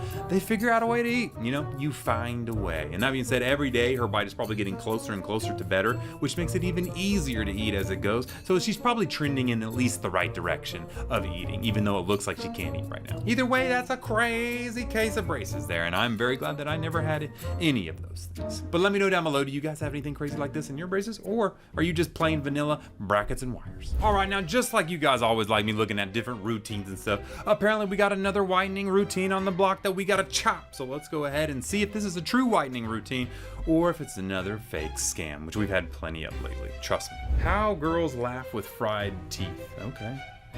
All right, my boy got yellow teeth. I'm not gonna lie, it kind of looks like he's using a yellow filter, and you know how I feel about people that use yellow filter. Yes, he's 100% using a yellow filter. Okay, so let's whiten at home. You don't need anything. Baking soda, which I'm gonna stop right there. Baking soda can do some abrasive work. It can get some mild stain off, but it's not gonna whiten your teeth. So I'm not getting any whitening stuff yet, but let's see what else we got. Ah, yes, the coconut oil. The very first teeth whitening scam. Because it doesn't really whiten your teeth, but then they tell you to oil pull and everything. Okay, we're gonna mix some coconut oil with some water and some baking soda while he stares at the camera intensely. Okay, so basically he's just kind of making a natural toothpaste. It will clean. Baking soda is a pretty good cleaner. And you know, it's not that. I would soft brush. Why wouldn't you just use a toothbrush? You're trying to do the whole natural approach. Okay, I got you. Okay, so anyways, use your fingers to smear it around. Okay, spit, don't swallow. Yep, and it will turn your teeth from this yellow to this white. Result in days. Okay, yeah, no. We found another scam. So basically, baking soda is not gonna do anything. Coconut oil is not gonna do anything. It's definitely not gonna do anything in days. Even really good stuff like our LumiSmart whitening strips or Crest whitening strips or anything with hydrogen peroxide, which is what you need to whiten your teeth. You guys know this by now. It's gonna take multiple days, probably 10, 14, 21 days of whitening to see results like that. So yeah, definitely not gonna do exactly what he did. And he 100% is just using a yellowing filter, I can tell you right now. But let's see if the comments caught it or if we're still doomed. Someone said, I saw the filter. Yeah, I'm not gonna lie, there at the very beginning, you could kind of see like a little white tooth and the yellow was like hovering over it. Like I said, people love to scam people, and one of the biggest things they love using is the yellow teeth filter or the whitening teeth filter, either or. Someone else said, baking soda ruins your teeth, and actually, no, it doesn't. Even though back in the day, they actually used to say that it was abrasive and it harmed people, we've actually done studies and looked at the relative dentin abrasion limits of baking soda and saw that it's actually really safe to use on your teeth. It's a pretty low relative dentin abrasion limit, and actually whitening toothpastes are way higher in dentin abrasion than baking soda. So actually, no, baking soda is actually a really good ingredient. I don't have a problem with it at all. And someone said, first thing I'm doing when I get these dang braces off. Well, it's not gonna do much for you, so I probably wouldn't worry about that. But if you are interested in whitening your teeth, once you get your braces off, use something with hydrogen peroxide in it, whether it's a gel, whether it's our LumiSmart strips from Something Nice, shout out us because we have an awesome oral care company, or any other strip that you can find. You can even go to Dollar Tree and find some hydrogen peroxide whitening strips if you want. But this is not gonna whiten your teeth. Now, probably one of the craziest videos that you guys tagged me in this week was this girl who apparently started tasting some red stuff in her mouth. You know what I'm talking about. And she came to find out some weird things were going on. So we're gonna see exactly what those weird things were and what exactly is going on. All right, started to taste and saw this. Oh my gosh, what the heck? What is going on here? Let's look at that again. See, let me pause it when we get on there. Oh, she got black tongue. Now, basically, a lot of people tagged me that said, Bentist, why is her tongue black? Okay, what is going on? What could that be? Now, dentally, there is one thing that could cause black tongue, and we call that oral hairy tongue. Now, this is actually due to a bacterial problem where you have certain types of bacteria that end up colonizing and growing, causing an oral hairy-like tongue look, which often looks brown or black. And in fact, if you're somebody who swishes your mouth with hydrogen peroxide all the time to try and whiten your teeth, it'll actually cause the bacteria in your mouth to die in some cases and grow in other cases weirdly to cause that oral hairy black tongue. So if she's been whitening her teeth a lot, that could be what's that cause. But I think the more interesting thing is actually her eyes. If you actually rewatch the video, you will see that her eyes are different sizes. One is really small and one is really large. And what she actually has is called microphthalmia. So the black tongue caught me, but like the eyes caught me almost immediately. I was like, oh my gosh, she's got microphthalmia. That's such a rare thing. And it's basically where one of your eyes literally grows smaller than the other. We have a thing called microdontia in dentistry, which is very similar. So it's where you have one tooth and another tooth is formed smaller than the other. Now, a lot of the times you can't see in that eye. Sometimes you can make a special like contact lens to kind of like make the light go focus in a little bit more to help you see something out of that eye. As for the taste of blood, I don't know why she would do that. She could just need to floss more, because a lot of times we do see that if people have like, you know, infections in their gums and stuff like that, you can taste blood, and that could be a sign that you just need to brush more. But let's go ahead and take a look at the comments. Someone said all the ink just spilled out of your pupil onto your tongue. So someone did catch it. Oh my gosh, somebody else is making fun of him. Says, bro said, you guys literally have no chill. I'm hoping she knows about her eye thing already. I'm pretty sure she probably should, because she was born with that. But yes, if you do have black hairy tongue or something, go see your dentist. They'll get you fixed. Oh, with the spoons. Really, you guys are using spoons now to rip off your braces? Well, I guess I should have realized that we're at that time of the year. It's summertime. People get acting a little crazy, you know, when they're on summer break, that some of you guys are gonna be wanna let free from your braces gel, and you wanna smile during the summer with all those pearly whites. And so unfortunately what happens is sometimes we have some crazies that decide to pop off their brackets. Now, obviously you guys know I don't condone this. There's a lot of problems with this. One, you could damage your enamel. We use special tools to literally break the brackets so they just pop off. You can actually physically pull your enamel off by doing this, so please don't do this. Another thing that's obviously a big deal is, you know, you paid for these braces. They're expensive, and it doesn't look like he's fully done with treatment or anything like that. So just ripping them off means that you're gonna have to pay a lot of money if you want to get them back on, because we got to take the glue off, we got to use all the brackets, we got to put new wires. It is just going to cause a mess. And then number 3, the biggest issue that I see with this is you have no retainer. So anything that you've done to fix your teeth, you get those off, what are you gonna do? You got a whole retainer making thing in your house that you're gonna, no, you don't. So now your teeth are gonna shift and go back to where they were, and all of that braces is for absolutely not. You know, I didn't even mention the fact that you have glue on your teeth now. How are you gonna get the glue off? You got a drill, you got a dental drill at home? Let me gather myself. Obviously, don't do this, okay? Let's see what the comments had to say. Oh my gosh, there's literally a picture that says, I already know that dentist guy gonna fit in a comfort, bro. I did not know that my face was a meme, but obviously 56,000 people decided that my face is now a meme. I didn't know. I kind of look like the Chomp Chomp guy off of the Mario, you know, like the little stones that drop. That's hilarious. Oh my gosh, there's more. That dentist guy after watching this, and somebody else said that dentist guy's little girl crying. And I think my favorite comment is, they fell off, because it's hilarious, because we actually do get people that rip off tons of their brackets and they're like, I don't know, I was just eating and they came off. Like, no, we know what you did. But regardless, even though that's funny, we're making a meme out of it, and don't do this. It really could cause some damage and really harm you in the long run. So if you really just want to get them off, just tell your orthodontist you're done. Talk with the parents, get it all finalized, and get them off the right way and get it retained. Now this next video gets even crazier, because you know we do a lot of tooth whitening hacks on here and how to whiten your teeth and stuff, but I've never seen a whitening product that can do this. Let's go ahead and check it out. What's this whitening test? Oh, I got Body Excel. This is like the cheapest China crap. And look at that massive glitter in the toothpaste. You guys really want to brush with glitter? Talk about microplastics. What are we doing? What's the point of doing this? Wait, no. Oh my God, you're like, yeah, okay, buddy. Yeah, we just turned this guy into Michael Jackson. I don't know. This is insane. If you believe this, I got a bridge to sell you, okay? Because this is absolutely insane. You can kind of see the editing effects where they try and turn his skin from black to white.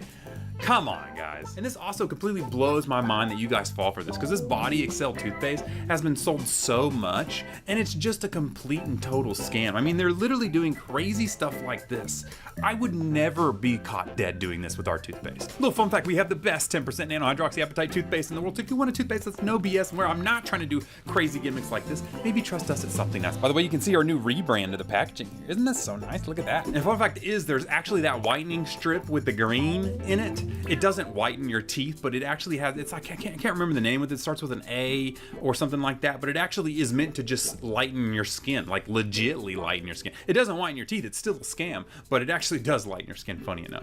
I don't even know if I want to see what the comments said about this. Someone said, is this like self-reverse tanner? No, this is not reverse self-tanner. This is a scam. Someone said, bro, just switch teams. No, oh, come on. You guys are gonna get me canceled here. And then lastly, someone said, guys, it doesn't work. I have that toothpaste and my teeth didn't even get a little white. It didn't change my health at all. I'd rather have Hello toothpaste. Oh, come on, man. Come on. Something nice toothpaste is worth that. Yeah, all others are great. But regardless, what I'm trying to tell you guys is stop falling for scams, okay? Please, even if they do make for fun videos. And you talk about crazy things you can do with your skin or teeth or whatever. Well, this guy found out a secret talent with his teeth that I thought was pretty interesting. Let's talk about it. I just accidentally unlocked my tongue. What the? Is that the Squid Games theme song? I'm pretty sure that is. Let me listen to it again. It is a Squid Games. Okay, so fun fact is I actually did used to have a habit of this whenever I was back in school, because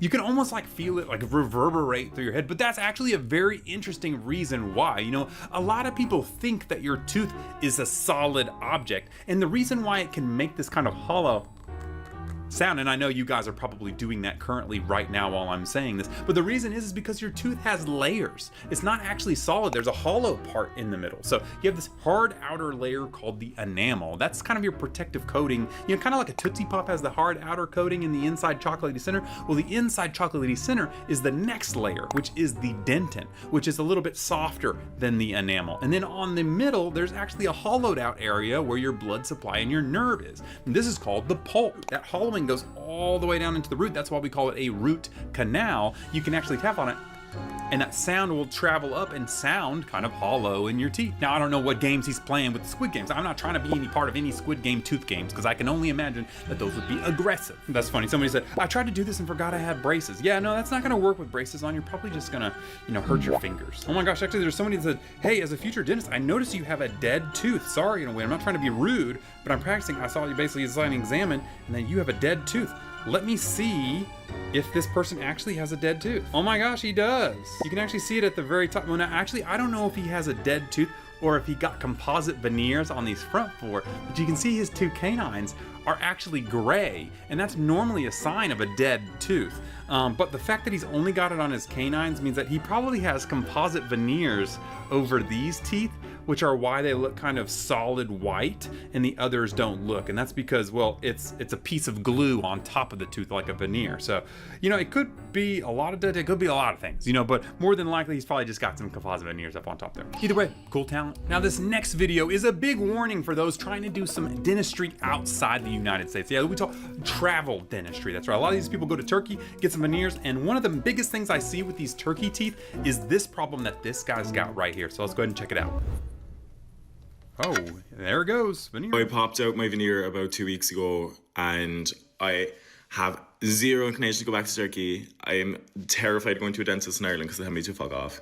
Okay, so first off, whoa, this is one of the biggest things that I see when people go get turkey teeth, and one of the things I tell them all the time is like, okay, you're gonna fly to Turkey, you're gonna get all your teeth shaved down if you guys don't know, and then he's gonna get these little veneers on everything, and you can see how small that tooth is when he removed his veneer. Like, that was a canine. That used to be a canine. That was a big tooth. Now it's this tiny little nub with this thing on it. But one of the biggest things I tell people is, hello, are you gonna fly back to Turkey every time one pops off, or anytime something breaks, or you have any problems, or God forbid they put it on wrong and you get cavities underneath? So apparently this guy had it pop off. He didn't want to go see his dentist. He didn't want to fly back to Turkey, obviously, to get something glued back on. So what he did was he actually went and bought all the stuff to put it back on himself. So we're gonna go through and see exactly what he bought, how he puts it on, and see how much as he messes this up, because I guarantee you he's probably not going to do it right. But let's go ahead and check it out. So this is all the shit I got. Okay. I got some light. So he's got a light. Okay, that's in. I got some glue. Got the glue. That's supposed to be the good stuff. Love that.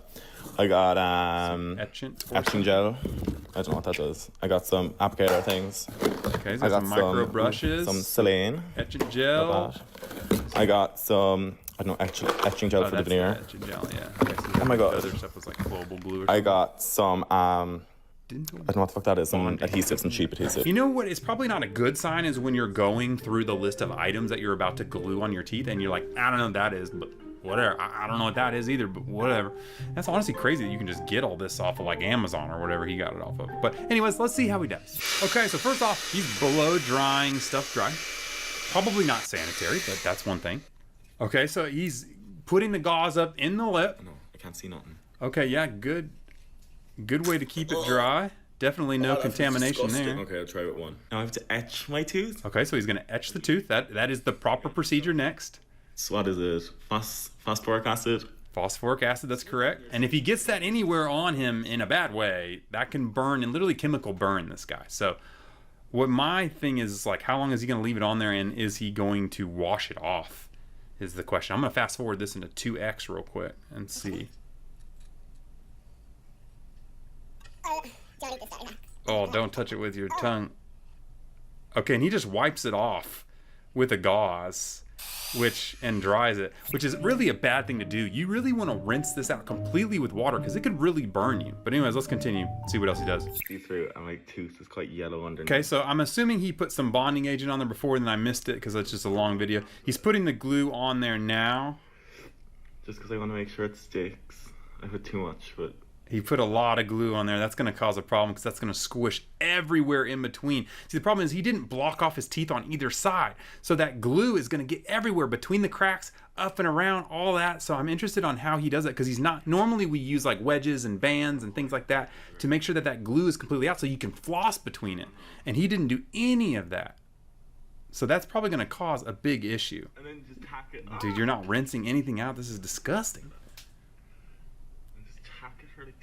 Okay, so he's gonna light it, that's the worst thing you can do because now he has all that glue set in his mouth. He will not be able to get any of that stuff off between the teeth. Oh no. Okay, oh, he's going literally right next to it with the floss. Watch, he won't be able to get it all the way up.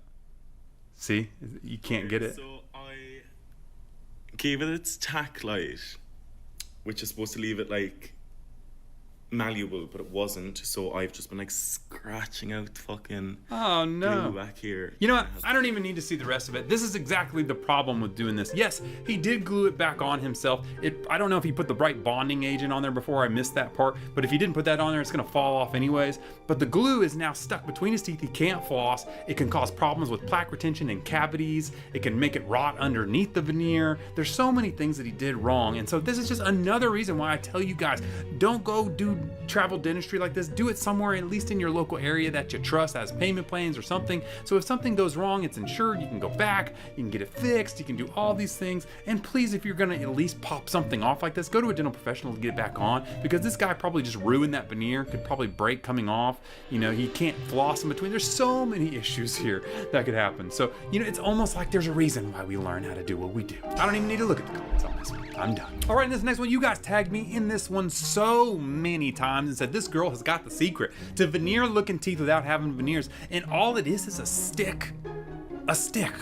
Let's watch the video. Every day someone asks me if I have veneers. Oh, you just miss walking. She miss walking all over that stuff, isn't it? Alrighty, roll tide. I don't have a problem with the miswalk. Fun fact, it's a cool little thing. It's been used for hundreds of thousands of years in the Middle East. It's actually a stick, and they bite on it. Turns into fibers, and they can chew it off, and then they can cut it, and then they can chew down. The purpose of cleaning your teeth is actually the most important part, is the physical removal of the plaque and gunk in tooth. Well, that is until our biotech toothpaste comes out later this year, but we'll get into that another time. You just be waiting for that. But anyways, the physical act of getting that plaque and gunk off your teeth is very, very important. And you can use a miswalk, a stick, you can use a toothbrush, you can even use your shirt sometimes to rub up on those teeth and get that plaque off. Any type of removal of that plaque is the whole reason why you're doing this. And so even though it cleans though, it's not going to whiten. So a lot of people mistakenly think that, oh, this miswalk or this crazy thing or whatever, there's so many scam products out there for that. And so while this is something that you can brush your teeth with, and you can even use it with, some people use it with toothpaste and things like that, it's not gonna whiten your teeth. It may get some very light surface stains off, like if you're a heavy coffee drinker or a turmeric eater or something like that, but it's not going to make your teeth look super veneery. It's not gonna change the shape of them. It's not gonna make them bleach white. There's really only one thing that can do that, and that's hydrogen peroxide, maybe carbamide peroxide if you wanna put that in there too. That's why you need a whitening strip. Like we have our 10% hydrogen peroxide whitening strips, the LumiSmart strips, but you can use any whitening strip as long as it has hydrogen peroxide. That's the only thing that matters, is hydrogen peroxide. I'm interested though, how many people in the comments knew about what a miswak was. So let's go ahead and check out the comments. Oh my gosh, the tea. Someone literally said, but girl, you posted your come with me to get veneers video and deleted it. Oh my gosh, so maybe the real trick was just getting veneers in the first place. Oh my gosh, this girl's getting roasted. Another girl said, right, it's definitely not the whitening strips you've been pushing since forever on your account. Ooh, you guys are burning them in the comments today. And literally somebody said, the Arab miswak is in every Muslim household, we have this. And they're completely right. Like I said, like the Muslim countries and the Middle Eastern countries, man, they have been using miswaks for probably longer than we've had toothbrushes. Like legitly, I think they've probably been using it longer than the toothbrush has even been invented. So that's actually crazy. And someone said, fun fact, you can find these at the halal meat grocery store. Had no idea. So definitely not a problem with the miswak. It's a toothbrush, basically. It's a natural toothbrush, and but it's not gonna whiten your teeth. You know, it's probably the veneers or the whitening strips you're using. That's gonna whiten your teeth. It's almost like I've been saying this for years. I don't know, I'm going crazy at this point. Alrighty, now you guys know we love routines on this channel, and people always want me to rate somebody's routine, and we actually found somebody, apparently this time had a braces routine that was one to write home about. So they all tagged me in and said, hey, tell me what she's doing wrong, because I know she's doing something wrong. So we'll see if she's doing something wrong or if she's doing something right. So let's go ahead and check it out. All right, my braces oral routine, okay, and she's got diamond brackets on too, which is nice. Okay, electric toothbrush. I like that she's, okay, the first thing I like is she's angling up and down on it. So the next thing that she's doing is she's water flossing with 50% mouthwash. Now, I actually don't have a problem-ish with this. The problem is that the alcohol, the sugar-free alcohols that are in most of the mouthwashes to make it palatable or sweet can clog up your mouthwash thing, your water flosser, you know, and same with ours too. You know, if you're putting a bunch of sugary stuff in here, it can clog up the insides. So if you are gonna put mouthwash or something inside your water flosser, then just make sure to rinse it out with water beforehand and run water through it after you're done. But other than that, I think it's a great way to get the product inside the areas that it needs to. Just keep going. Okay, rinsing, all right. Ooh, we got some different flossers. Okay, so the first one is the purple little one. It's okay, it's good to get in between the brackets. Do not push it between the teeth, because that's how you can actually damage your gum tissue. And then, you know, personally, I like, she's using the platypus. I don't really like those. They're a little bit too long and wonky for me. That's why literally we created the best braces floss pick in the entire world. I do think probably by the time you watch this video, they may be back in stock. They could still be sold out, but I promise you those are gonna be coming back in stock. So they're the best braces floss picks in the world. They have tongue scrapers, they have rubber band hooks. They're amazing, way better than the platypus ones, I guarantee you. And then the last thing she did was a little opal pick. Not a fan of sliding things between the teeth. That can really damage and cause what we call black triangles. So not a fan of that. I would just completely get rid of that. Do the flossing and the water flossing. Other than that, leave the opal pick and the little scrub brush out of it. You can do that one, I guess, if you want to. Just don't stick it between your teeth. All right, the next time, now she's gonna mouthwash. I do like TheraBreath. I don't have a problem with that. Ooh, what wax is she using?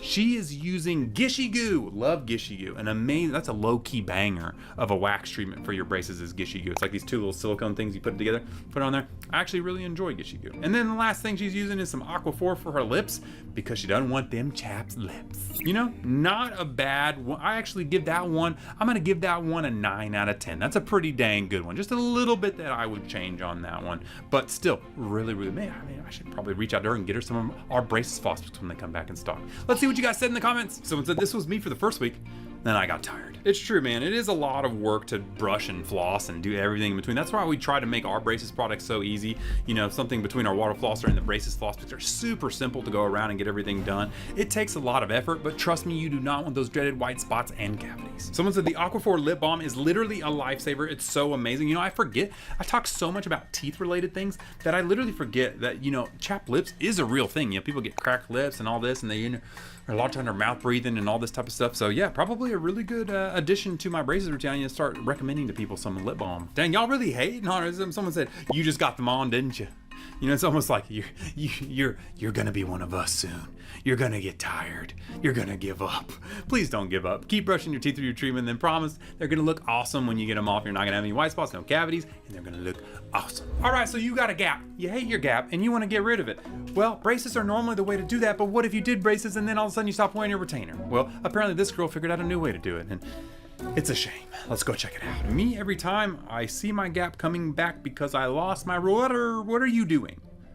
What is that, a grill or something you put me in? Is that sandpaper? What the heliante? What is you doing? Homie just wedged up sandpaper between her teeth to get rid of her gap? This makes no sense for a couple of reasons because, well, obviously she had her gap closed, okay? And then she had the first issue, which is she forgot to wear her retainer or she lost it. And so unfortunately your teeth move, and one of the biggest things that happen is when you have a gap, it's almost like you have a spring between your teeth wanting to shoot that gap back open. And so if you're not wearing your retainer or you don't have a permanent retainer on the back of your two front teeth, then yes, that gap will shoot back open, especially if your lower teeth are hitting and jamming into it. You're just gonna open that bad boy up no matter what you do. Now, what she is doing is wedging something between her side teeth to push that gap closed. And now, that may close the center gap, but then the gap on the sides, now you're gonna have two gaps. You're gonna have two gaps on each side and then no gap in the middle. And then because you don't have a retainer, within literally like a day, it's gonna go back to the center again. So it's literally not gonna do anything. And if this really is sandpaper, you're literally wearing away your tooth structure in between, which you're making your teeth skinnier, which will create more gaps, and then your gap will infinitely get bigger. This is just a terrible idea. This is almost as bad as putting loom bands between your teeth. You don't wanna get me started on the loom band trend we used to have. Anyways, I would probably say don't do this, but let's see what the people in the comments had to say. Someone got straight up a picture that just says, I love my gap. And that's actually true. Sometimes you just gotta own the gap. In fact, gaps are actually pretty familial, and your whole family genetic-wise has them. And so a lot of times you'll come in, the whole family line's got gaps. And sometimes they'll even fight about whether they should close their gap or leave it open when they're in braces. So maybe you should just embrace it, or literally embrace it and go back into braces and fix it. I don't know. Someone said use 2 small rubber bands, you'll see results in the same day. Don't do that. That's actually a problem too, because what happens is they can go together and then the rubber bands slide up your tooth. And there's actually been people who have lost their teeth from this because the rubber band gets lost up and slides up their tooth root and they can't get it out. And then it ends up just basically ruining their teeth. And someone said, please girl, get another retainer. This is gonna mess up all the spacing and you're gonna have to do all the braces again. And that's totally true, because if they have a mold of your teeth when they were closed up, they can remake you the retainer of what your teeth looked like when you got done, and then you can force that guy in and it will actually close up the gap and get everything back the way it was, and then you'll have your retainer and you'll have perfectly spaced teeth the way that they're supposed to be. That's what I would do anyways if I was you. I know it sucks, you gotta pay a little money, try not to lose your retainer. That's probably step 1, but I understand it sucks, but that's their best option of what I would suggest you to do to get that gap closed. Now, speaking of saving money, this person said that their mom knows how to save money on toothpaste and has the biggest toothpaste hack they've ever seen, and apparently we just gotta watch it to see exactly what we got going on. So let's go ahead and see if this is really a hack that saves a ton of money or if it's just a bunch of BS. Let's check it out. My mom knows how to save lots of money. Okay, yeah, buy the $1 soft soap. Okay, gotcha. And then immediately empty out. Okay, waste $1. Step 1. Waste $1 immediately. Love that. Okay. All right, we're gonna rinse it out with water, obviously, because you don't wanna, I'm assuming, brush your teeth with, okay. We're transferring the scope mouthwash to the bottle, and now we are putting toothpaste in the mouthwash. Okay, so I'm gonna pause it right here. That's the first thing that I've got a problem with, is that she's putting toothpaste inside a clear container. And if you guys didn't know, the reason why our toothpaste is in a special box, the reason why it's in this tube is actually inside the tube. Shout out Zero Toothpaste, buy something nice, by the way, the best toothpaste in the world, you already know. But anyways, the reason why it's in this tube is because there's little layers, there's gas layers to be able to protect the toothpaste to have a long shelf life so it doesn't go bad, because if a light hits it, it denatures the stuff in the toothpaste that you need to make your tooth healthy, and it just completely makes it worthless. So putting it in here, I give it probably a week and this toothpaste is bad. So that's already not very smart. Okay, she's doing some baking soda in there, which, okay, that's fine, yeah. Throw in some baking soda. It's not gonna hurt, it's not gonna really do much else. Okay, we're putting on the cap. I think I know where this is going. You're just shaking it up and making a little toothpaste concoction. Toothpaste concoction, and then you just spread it right on there, and then you're just brushing your skin with it, not even brushing your teeth. Look at that. Okay, yeah, no, the only thing I saw there was how to waste money, because you wasted $1 of soap, you wasted some scope mouthwash, and you wasted the toothpaste that you put into the tube, because it's gonna go bad in a week because it's not inside of a tube. You're just leaving it out to the air and the light. That's gonna just completely make it useless in a couple weeks. So I don't think this is a good DIY. I probably wouldn't do that. You know what I would do is I would keep the toothpaste in this thing called a toothpaste tube, and then I would brush my teeth, and then I would use this stuff called mouthwash to rinse my mouth out with. And that's it. And you would have saved a lot of money doing that. How crazy is that, man? That's wild. That's wild. I tell you what, that's wild right there. Please tell me the comments have something good for me today. Someone said, how to save a lot of money? How to lose a lot of money? Yeah. Okay, so luckily the people in the comments are definitely a lot smarter than they used to be. Hopefully that's just because of all the education I've been giving you guys over the years. Somebody said, you American by chance? Oh, have we really gotten that low in the quality of our education system? Yes, actually we have. Yeah, the education system in the US has gone pretty downhill over the past couple of years. And somebody said, what about wasting the $1.74 soap? I know, it doesn't make a lot of sense, but you know what? What does these days? Alrighty, and the last one is that somebody that was trying to save all the money on toothpaste. Well, this guy, he doesn't care. He's gonna waste as much toothpaste as he wants because he's got a mission. And so we're gonna see what that mission is, and we're gonna see why he's wasting so much toothpaste. I have a dentist appointment in 30 minutes, but I don't think it's gonna go well because I've been eating so much candy. So I'm doing whatever it takes right now to make sure I don't have any cavities. Oh!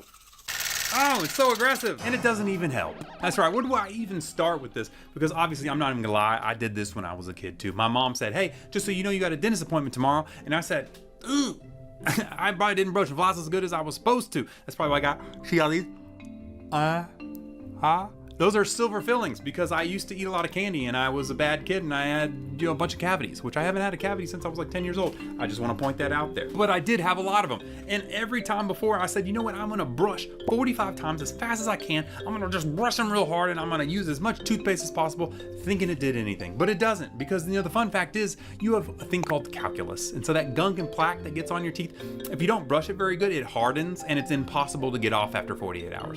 So you have this buildup of calculus. So it doesn't matter if you brush 40,000 times before your dentist appointment. When they go in, they're gonna check for that hard calculus. And then they're gonna say, ding, ding, ding, ding. Oh, look at that, you haven't been brushing. And you're gonna be like, I swear I've been brushing. I did my job. And they're gonna be like, you can't fool us. And then they're gonna use their little scaler and they're gonna pop it off. And then you're gonna go back to the same cycle you do every single time. So even though I appreciate the effort, you're wasting the toothpaste and it's not even gonna help. And now, obviously, the vigorous brushing and stuff, I've talked to you guys before about that, it can actually damage your gum tissue and cause recession. So maybe don't get into a habit of brushing your teeth super hard because it can actually hurt you more than help you. Let's check out the comments. Bro was putting toothpaste everywhere except his toothbrush. I'm not even gonna lie, he was all the way down on the handle. He was committed to the process. And someone said, you don't brush away cavities, which, well, is kind of true and kind of not. I mean, if it's a very, very small incipient lesion, you can actually brush and floss and use a fluoride or a nanohydroxyapatite and remineralize away that cavity. But if it breaks through the enamel and gets, you know, even bigger than a paper thin worth of cavity, no, you cannot. You cannot brush away a cavity. It will just continue to eat away at your tooth. But, you know, maybe just don't even let the cavity form in the first place. And someone said, that's too much, bro. And that's right. I think I've had enough for today. I think I'm done. I think I'm done educating you guys on some videos. My cat is ruining my teeth. Let me explain. So I go to the dentist and he says that my top teeth have dents in them, as if my bottom and top teeth are touching and I'm grinding them back and forth, like ding, ding, ding, ding, like. Okay, now first I'm gonna stop right here before she gets into it. I'm trying to figure out how a cat can go into teeth, but this is very common. We see this all the time when people's front teeth hit each other. In fact, my teeth have this same issue. I don't know if you can tell us, but I actually have some chips in my front teeth because I have a bite that where these front teeth hit each other and they grind and they start to wear away at each other. So it's a very common bite pattern that we see a lot. It's basically when you're hitting on your front teeth instead of your back teeth like you should. So let's, just knowing that in general, let's see how this pertains to cats. And I was like, that doesn't make any sense. Why would I do that? He's like, I don't know, you're clearly doing it. You're grinding your teeth top to bottom like a weird nutcracker. And I was like, I promise I don't do that. And he was like, well, you have dents in your teeth. Okay, so that's something I actually see all the time is number one, whenever I see people with wear on their teeth or grinding, they always tell me, Doc, I don't do that. I don't know what you're talking about. I've never seen myself grind ever in my life. And that's because normally you do this during times of nocturnal sleep. So basically when you're sleeping, you're not thinking, you're grinding away and you don't even know it. There's other also times, you know, during the day you may be working or you may be stressed or you may be working out or you may be doing something like that where you tend to clench more likely, but the grinding stuff that's actually chipping your teeth is normally happening at nighttime. So you clearly do it a lot. And I was like, I think, is he gaslighting me? So I get home from the dentist and I look at this adorable little face and I go, you're so cute, I could just... Boom. Exactly. So that's one of the clenching moments that I was talking about. So if you have something, you have this kind of, it's almost like a habit, like picking your nails or something like that, where you just clench and you don't even realize you're clenching. But that being said, it may be causing some of the muscle strain, but I don't think that would necessarily cause the chipping of her teeth. I've had this cat for 10 years. She's so cute that my cute aggression is causing me to, I have permanent damage. She's so cute that my teeth now have permanent damage. Okay, so I went ahead and paused it, and I'm taking a look at her bite, and you can actually see a couple things. She is very tight here in the front, and she has crowding, which means that she's been hitting here and causing these lower teeth to crowd up. So basically, yes, it is a bite issue. It probably doesn't have to do with her cat. It just is in general. She's got a bite that where her front teeth have no room to go. In fact, if you unraveled her crowding on the lower, she would probably just go into an underbite. And so what she would need is probably some braces with some rubber bands and a little bit of what we call IPR, or polishing between her lower teeth, to get rid of that crowding and bring it back to where she has a little bit of space. This is exactly, I'm about to go into Invisalign to fix this exact problem with myself. So does the cuteness aggression help? No, it probably doesn't help, but is it the thing actually causing the issue? No, she just has a bad bite and probably some nocturnal grinding because of it. Let's go to the comments. Someone said having to wear a mouth guard around your cat is a funny thought. And actually, that's probably not a bad idea. She could get a mouth guard at night, so she could put that in there and grind. I would actually do it to where it would hit more on the front teeth than the back teeth, so that way those back teeth can come down and touch and kind of undeepen her bite a little bit. Ooh, someone did get it. They said bruxism also happens when you're asleep and would be unaware, but I like this explanation better. Well, I'm not gonna lie, I don't. I like your explanation better because more than likely it's just some nighttime bruxism with a bad bite. Now, speaking of dents in your teeth, this other girl tagged me in a video and said, Bentist, what the heck is going on with my teeth? Because I got dents and I don't think it's from grinding. So let's go ahead and look at these dents and see exactly what they could be. Guys, I wish I changed colors like a salamander. Oh my goodness. Well, look at that. She does have some bumps. When you look at it, you can see that normally your teeth are pretty straight edges, but hers has all these little bumpies on it. And as you guys know, we've talked about chipping and wearing and, wearing down your teeth and getting little chips and cracks, and that's actually not what's happening here. These things are actually what we call tooth mamelons. And so what happens is as your teeth form, you have these little mamelons, or these little edges of your teeth, and this is exactly what they look like when a fresh newborn teeth comes out. In fact, when teeth come out, they look like this. They don't actually look straight like you're used to. But Bentist, that doesn't make any sense because none of my teeth have these on there. What gives? Well, that's because they're actually meant to be worn away over time. And so your adult teeth will naturally wear those mamelons down until you have naturally straight teeth. Now, some people can wear their teeth around so much that they shorten it and it gets super flat in there. But this is actually somebody who has a bite, more than likely. In her case, she has a bite to where her teeth don't really grind up on each other in the front. She probably has a little gap there,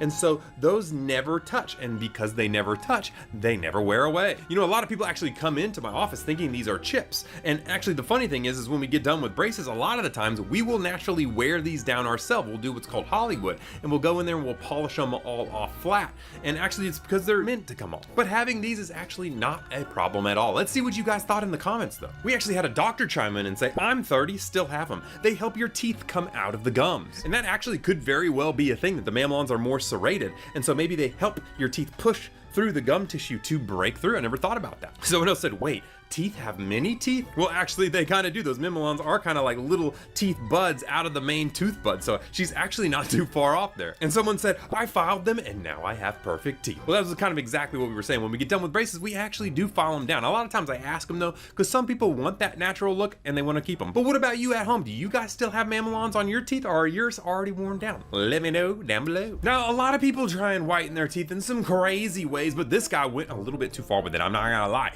He decided he wanted to use a pressure washer on his teeth to whiten them. And yeah, I think we just need to watch the video on this one. Yeah, you guys tagged me in this one a lot, so it already kind of scares me. Day one of cleaning my teeth with a jet wash. Jeebus. He literally said, I want to achieve my turkey teeth with a jet washer. And as you can see right out of the gate, if you just pause it. Now, these pressure washers are a pretty serious deal. I mean, it's ripping the stain right off that wood. It can do it off tile. It can do it off everything. In fact, it can actually like rip through concrete. So I really highly suggest probably not doing this, because that would be, I don't even know what's gonna happen to him. Hey, why do your teeth look like corn on the cob. All yellow and shit. I'll come up with an idea. Fun fact, your teeth don't have to look like corn on the cob because your teeth are naturally yellow, but they shouldn't be that yellow. Corn's pretty yellow. Yes, you're gonna have to wear your safety glasses. Well, at least he's thinking about safety there. This one's on, so he's probably a little bit better. And don't forget your safety hat, just in case you get any. My boy got his he is so worried about safety, he's got a safety cap and safety goggles on. Adrian. But he thinks his mouth. I mean, dude, I do not want to know where this is coming. Hopefully they lower the setting. They have to have lowered the setting. There's no way. Oh, they didn't. Oh my gosh. Well, he looks okay. Oh, it stings a little bit. But I had my safety glasses. No, it stings, really? Oh my gosh. How clean they are now. Oh no! Okay, well, I mean, I'm not gonna lie, this is exactly what I thought would happen, and it damaged his gum tissue, and he is, you know, there's some stuff coming out of there that you can see with some damage usually that happens. It's a color red, if you know what I'm talking about. And yeah, no, highly don't recommend that. That is just going to absolutely destroy his teeth. And so, I mean, that could happen for two reasons. It could be because he had a bunch of gingivitis, it's already inflamed, and so the water going in there is doing that. But more than likely, it's just because it really just ripped open his gum tissue, got up in there, damaged his PDL fibers. That could cause massive gum resorption. Do not do this at home. What the heck is people saying in the comments? I'm wondering about this one. Somebody said nutcase, and I'm not gonna lie, I mean, probably not the best idea there. This guy may have a screw or two loose for sure. Someone also said, you're better off using a toothbrush, mate. Still looks like a row of sweet corn. You just added some ketchup. Oh, well, that's, I mean, he did, yeah, well, that was weirdly on point there, that comment, yep. And somebody also said, UK British bright guy. I mean, come on, the people in the UK aren't that dumb. I know they aren't, right, guys? Needless to say, I think you guys understand to not do this. This is gonna be on the Bentist list of no-goes for the way that we whiten our teeth here. Yeah, that's just not gonna work for me. Okay, speaking of whitening your teeth, now let's try and find an actual good way to whiten your teeth, because we actually had a dental hygienist, you guys tagged me in this video a lot, said this dental hygienist gave me 3 really good whitening teeth hacks that were actually good. And that's pretty rare because we see a lot of whitening hacks and not a lot of them are very good. So we're gonna watch this and see just how good they really are. Alrighty, we got 3 whitening strip hacks from a dental hygienist. Now this is good. You guys told me this was really good. Okay, first off, whoa, it's happening so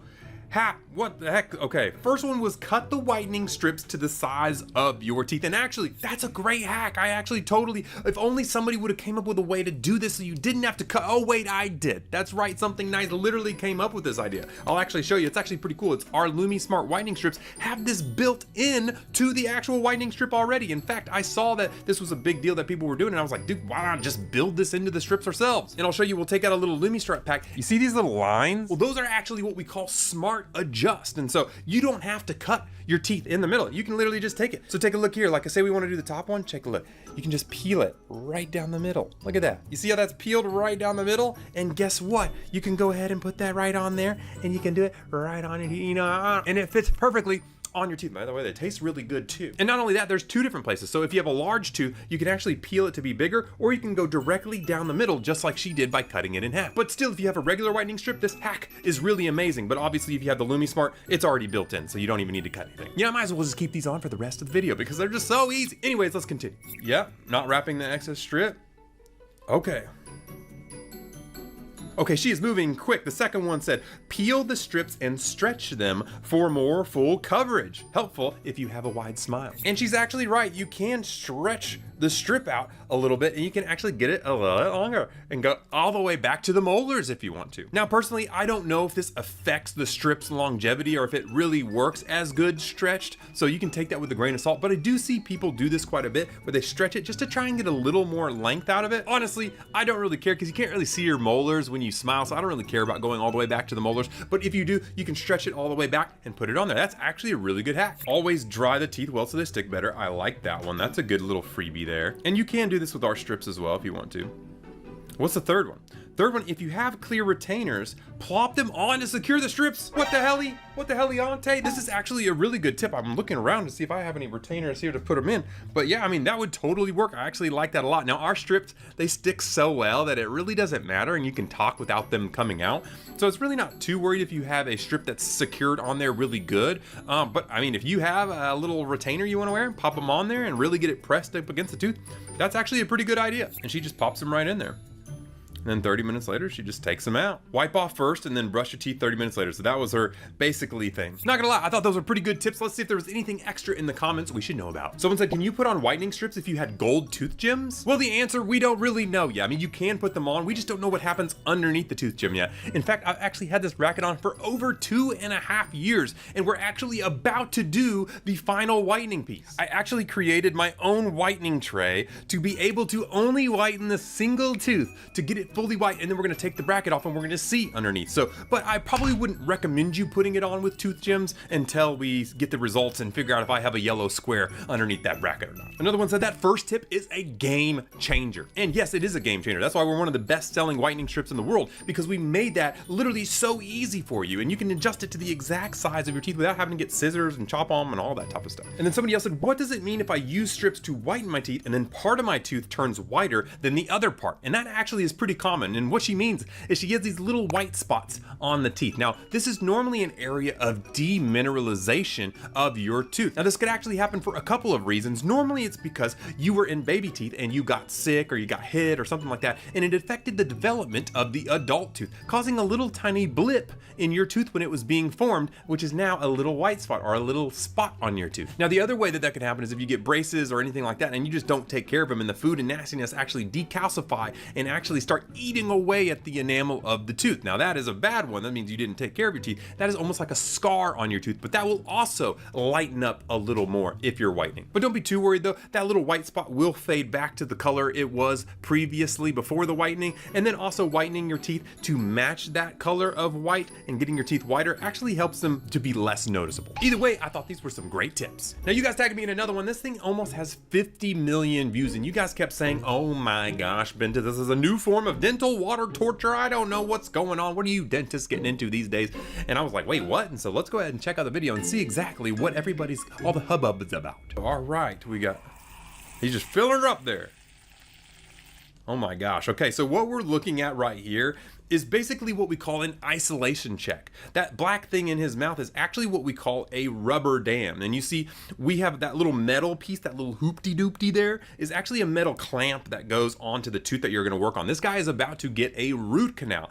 And so we don't want water going in and out and saliva going in and out, infecting the area. It needs to be hyper clean. So you have to have the water stay in here for about a minute or so to see that there is no leakage, no bubbles coming in, anything like that. So you know that that area is completely safe. And so what'll happen is he'll probably clean this up here in a second, because it looks like that rubber dam placed by Dr. Mahib Shaib, I'm sorry, I probably butchered that, looks like it was pretty good, and he's ready for that root canal. So water torture? Absolutely not. But to make sure that that root canal goes swimmingly good and clean and there's no reinfection of the area? Absolutely. Let's go to the comments. Someone said, what type of waterboarding torture technique is this? Oh my gosh, somebody actually said, imagine having a stuffy nose with this. And this is actually a big thing with these rubber dams, is it does happen sometimes. And if you actually look, he's got it right here, so the nose is clear, but sometimes if you have a stuffy nose, I could see where the claustrophobia would literally attack you, because you'd be like, and it would just be like a balloon, like opening out. But there is a little slit there that if they are having a big stuffy nose or a really problem breathing, we can actually cut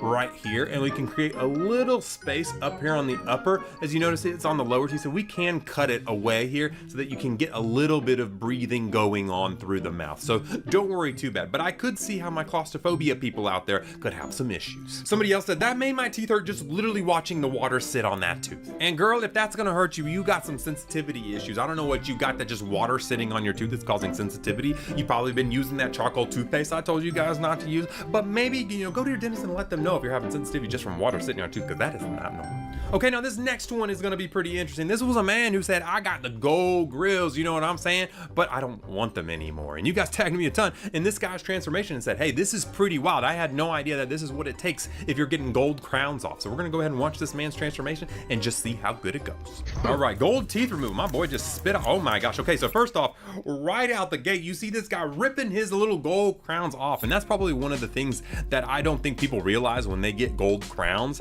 that they're gonna actually have them ripped off at some point if they want to. They use this little jammer. It's like a little thing that sticks over, and you just have to go like pop, pop, pop, pop, and then you literally just rip that gold crown off. So that could be, enough for me to never get permanent gold grills ever just from that alone. So this is what he looked like before he got his gold grills, okay? Oh, Boy, look at that transformation. That looks so much better. Oh my gosh, look at that smile. Man. I'm not gonna lie. You can see he's happier, he's smiling better, he loves it. And I'm not gonna lie, we've been seeing this a ton. We're seeing a lot of people move away from the gold, titanium grills, all that type of stuff, to moving to natural white teeth, or just white or teeth in general. But I do wanna let people know that either one of these is still damaging your teeth. If you do the regular veneers or if you do the gold crowns, they're still gonna cause an issue. If you stop whenever you look at these getting his crowns off, you can really see what's underneath there. The teeth are whittled down, they're chipped, they got glue all over them, and that's because those teeth actually had to be physically whittled down to make room for that gold crown. Now in his case, he just already ruined the teeth, so he's got to get them off to get new things on there, and it is what it is, and I do think the white looks better than the gold. But if you have naturally good teeth, maybe just don't get this. And there is tons of veneers now that you can 3D print, or you can actually do non-prep veneers, which means they don't actually damage your teeth, but sometimes those can look a little bit bulky. Let's see what the people in the comments think about my man's gold grill changeover. Someone literally said he went from where's my hug to what's your number. That's why someone else said don't ever put them back in. That's why I mean, I think they look really good with the natural veneer look. I just see, like I said, that gold grill look is just kind of, it's in the past. People aren't doing it as much anymore. Somebody said, I'm just gonna leave it here with that picture of his teeth. And yeah, I'm talking about it. I think that is a great thing to say, because a lot of people don't realize what's happening underneath all of your rappers' famous grills and celebrities' veneers and all that type of stuff, because all of their teeth look like that underneath. And lastly, someone said, just get grills instead of permanents. And this man has watched my videos. He knows if you're ever gonna get grills or you're ever gonna get anything like that, don't get permanent ones. Just get the removable ones. That way you get to keep your good teeth. You don't have to whittle anything down, and then you can clean them anytime you want. Just pop the grills in for a night, take them out, and you got the white teeth. You got the best of both worlds here. I mean, why not? Now you saw what that dude's teeth look like just after having gold grills for a little bit, but what would happen to your teeth if you didn't brush them for an entire year? Well, we actually got tagged in a video that could show you exactly what you got going on. So let's go ahead and watch it and see how accurate it really is. Imagine not brushing your teeth for an entire year. I cannot imagine. Well, after just one day, a thin layer of bacteria called plaque starts coating your teeth. Now that's actually true. The initial coating of your teeth is plaque, and it's a biofilm that just sticks onto your teeth because of all these different bacteria, and it's all the food and gunk and stuff that you haven't brushed off during the day. So let's continue. It's sticky. It is. And it's already starting to eat away at your enamel. That's the interesting part, is the plaque doesn't necessarily eat away at your enamel, but the bacteria like strep mutans, P. gingivalis, all that type of stuff produce the acid that eat away. The bacteria in the plaque is what's eating away at your teeth, if that makes sense. First week, that plaque hardens into tartar. And also known as calculus. Your toothbrush becomes basically useless. Now, when he says your toothbrush becomes basically useless, it's because it really is. It's almost like cement. When cement hardens and it's really, really hard, you need a jackhammer to get it off. You can't just wipe it away like you can before it sets. And same thing with plaque and calculus, or tartar, like this guy likes to say. 2 weeks in, your gums start swelling. You'll notice bleeding, bad breath, and the early signs of gingivitis. And this is really normal because we see people go into this stage a lot. That's the people that brush and floss and they see a little bit of blood there and then they freak out and they don't do anything anymore because they think they're hardening their teeth. No, this is actually you getting rid of all the nastiness that's causing that. So if you're seeing bleeding or anything like that while you're brushing or flossing, you need to continue until you don't get that anymore, because you're in this stage if you haven't done that. Which is an infection in your gums. But it doesn't stop there. By the end of the month, the bacteria are thriving. They're digging under your gums, this is true, breaking down tissue and causing cavities. Now you can see right there on this one, you see those little holes in the bottom of the teeth. That's really common. And so what happens, the bacteria poops out acid. Yes, you literally have bacteria poop on your teeth, and that acid will wear away the enamel and destroy it, and then they can burrow in a little bit deeper, put more acid on it, weaken the enamel, burrow in a little bit deeper, and once they break through that hard outer shell of your enamel, that's when the bad stuff happens. That's when you get the root canals and craziness. Some people even start losing bone around the roots. It's true. And after a full year without brushing, you'd be dealing with advanced periodontal disease. Most of your teeth would be loose or gone. Oh my gosh. And the smell? Yeah, that alone might keep people 6 feet away from you. I'm not gonna lie, I thought this was a pretty good, accurate description of what happens. And yes, if you don't brush your teeth for an entire year, your bone is going to really have some issues. You're gonna have advanced periodontal disease. You're probably gonna start to notice some wiggly, loose teeth. That calculus is gonna be built up and your breath is going to stink. I'm not gonna lie, because you're just letting this bacteria have a heyday, eating away at all of your teeth like a tooth cavity buffet. Let's see what we got in the comments. Someone said this really isn't true. And actually, no, it really is. I did, right? So what he said is pretty true. I'm not gonna lie. Someone else said, how do homeless most people do it, which honestly, I've never really thought about that before. I mean, the mechanical act of brushing your teeth is actually more important than the toothpaste and stuff like that. It's just getting the plaque and gunk off of your teeth. And so, you know, I'm sure homeless people may have a toothbrush, or they can even just use like their t-shirt. Like you can just use your t-shirt, and wiping off your plaque will help a ton. But yeah, I mean, that's a good point. I don't really know. And someone else said, I didn't brush my teeth for 1 full month and nothing happened to me. Well, little do you know, Miss, I don't even know how to pronounce your name, that you probably did have some stuff going on, because you can't see exactly what's happening a lot of the times. A lot of the times it's under the gum tissue in the bone. Your bone is resolving, and your gum tissue is going to start getting inflamed, and it's starting to eat away at the little holes between your teeth, and you don't even realize it. And it may be a tiny cavity now, a month later, but 6 months from now, a year from now, that will turn into a big cavity. You'll start to notice little black holes between your teeth from where the bone has dissolved, and then the gum tissue finally falls, calling black triangles. There's a lot of things that are happening. So no, I do not recommend, even if you think you are not seeing anything, to not brush your teeth for an entire month, because I promise you there's a lot more going on than meets the eye. But then again, what can I say? You know, I'm just an orthodontist. You know, it's almost like I went to school for like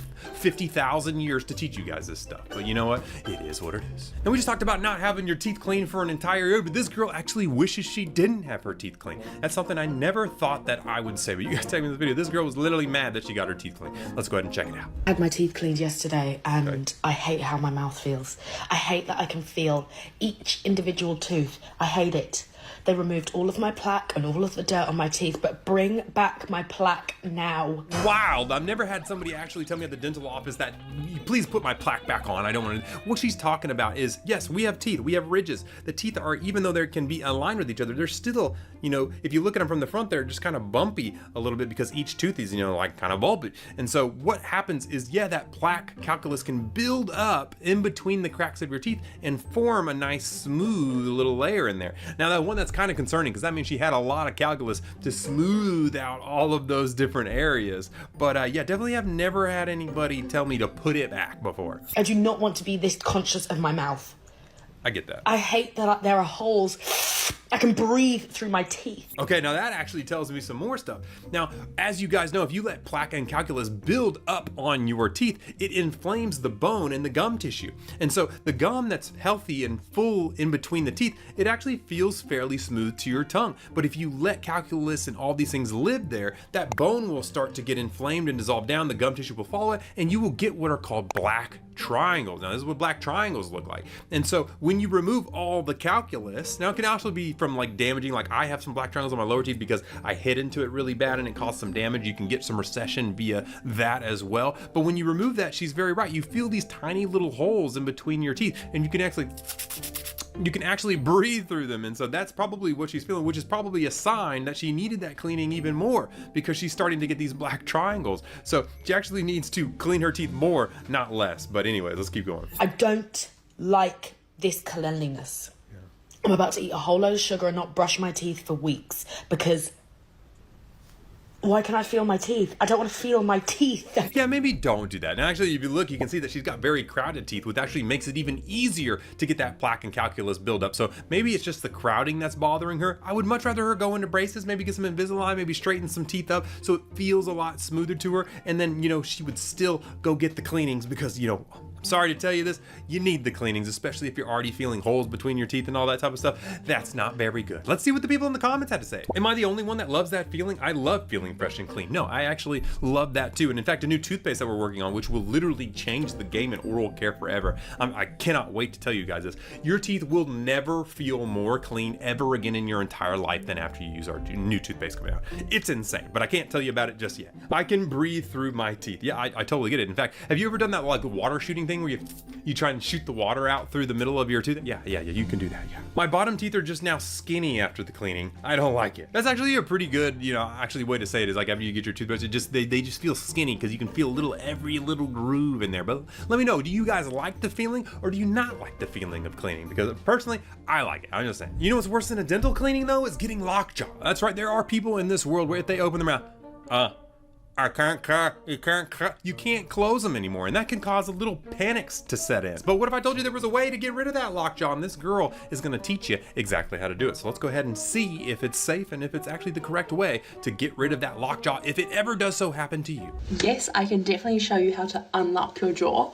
So first of all, we need to get it to lock. So what I do is I just make my... Okay, so first off, even before you, if you do have lockjaw or you have locking of your jaws, don't forcefully do it over time. We'll explain why later, but it can just cause more problems down the line. So try and avoid locking your jaw at all points. Mouse over why? Okay.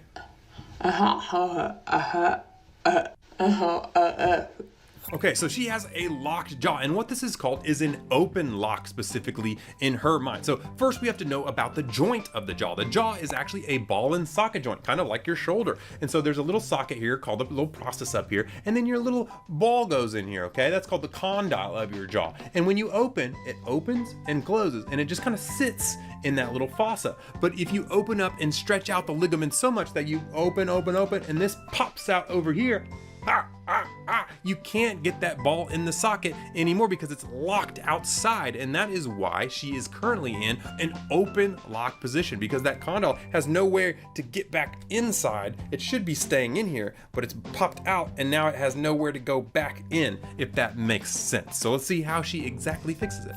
I don't lie, this is the point that people panic a lot too. This is like kind of...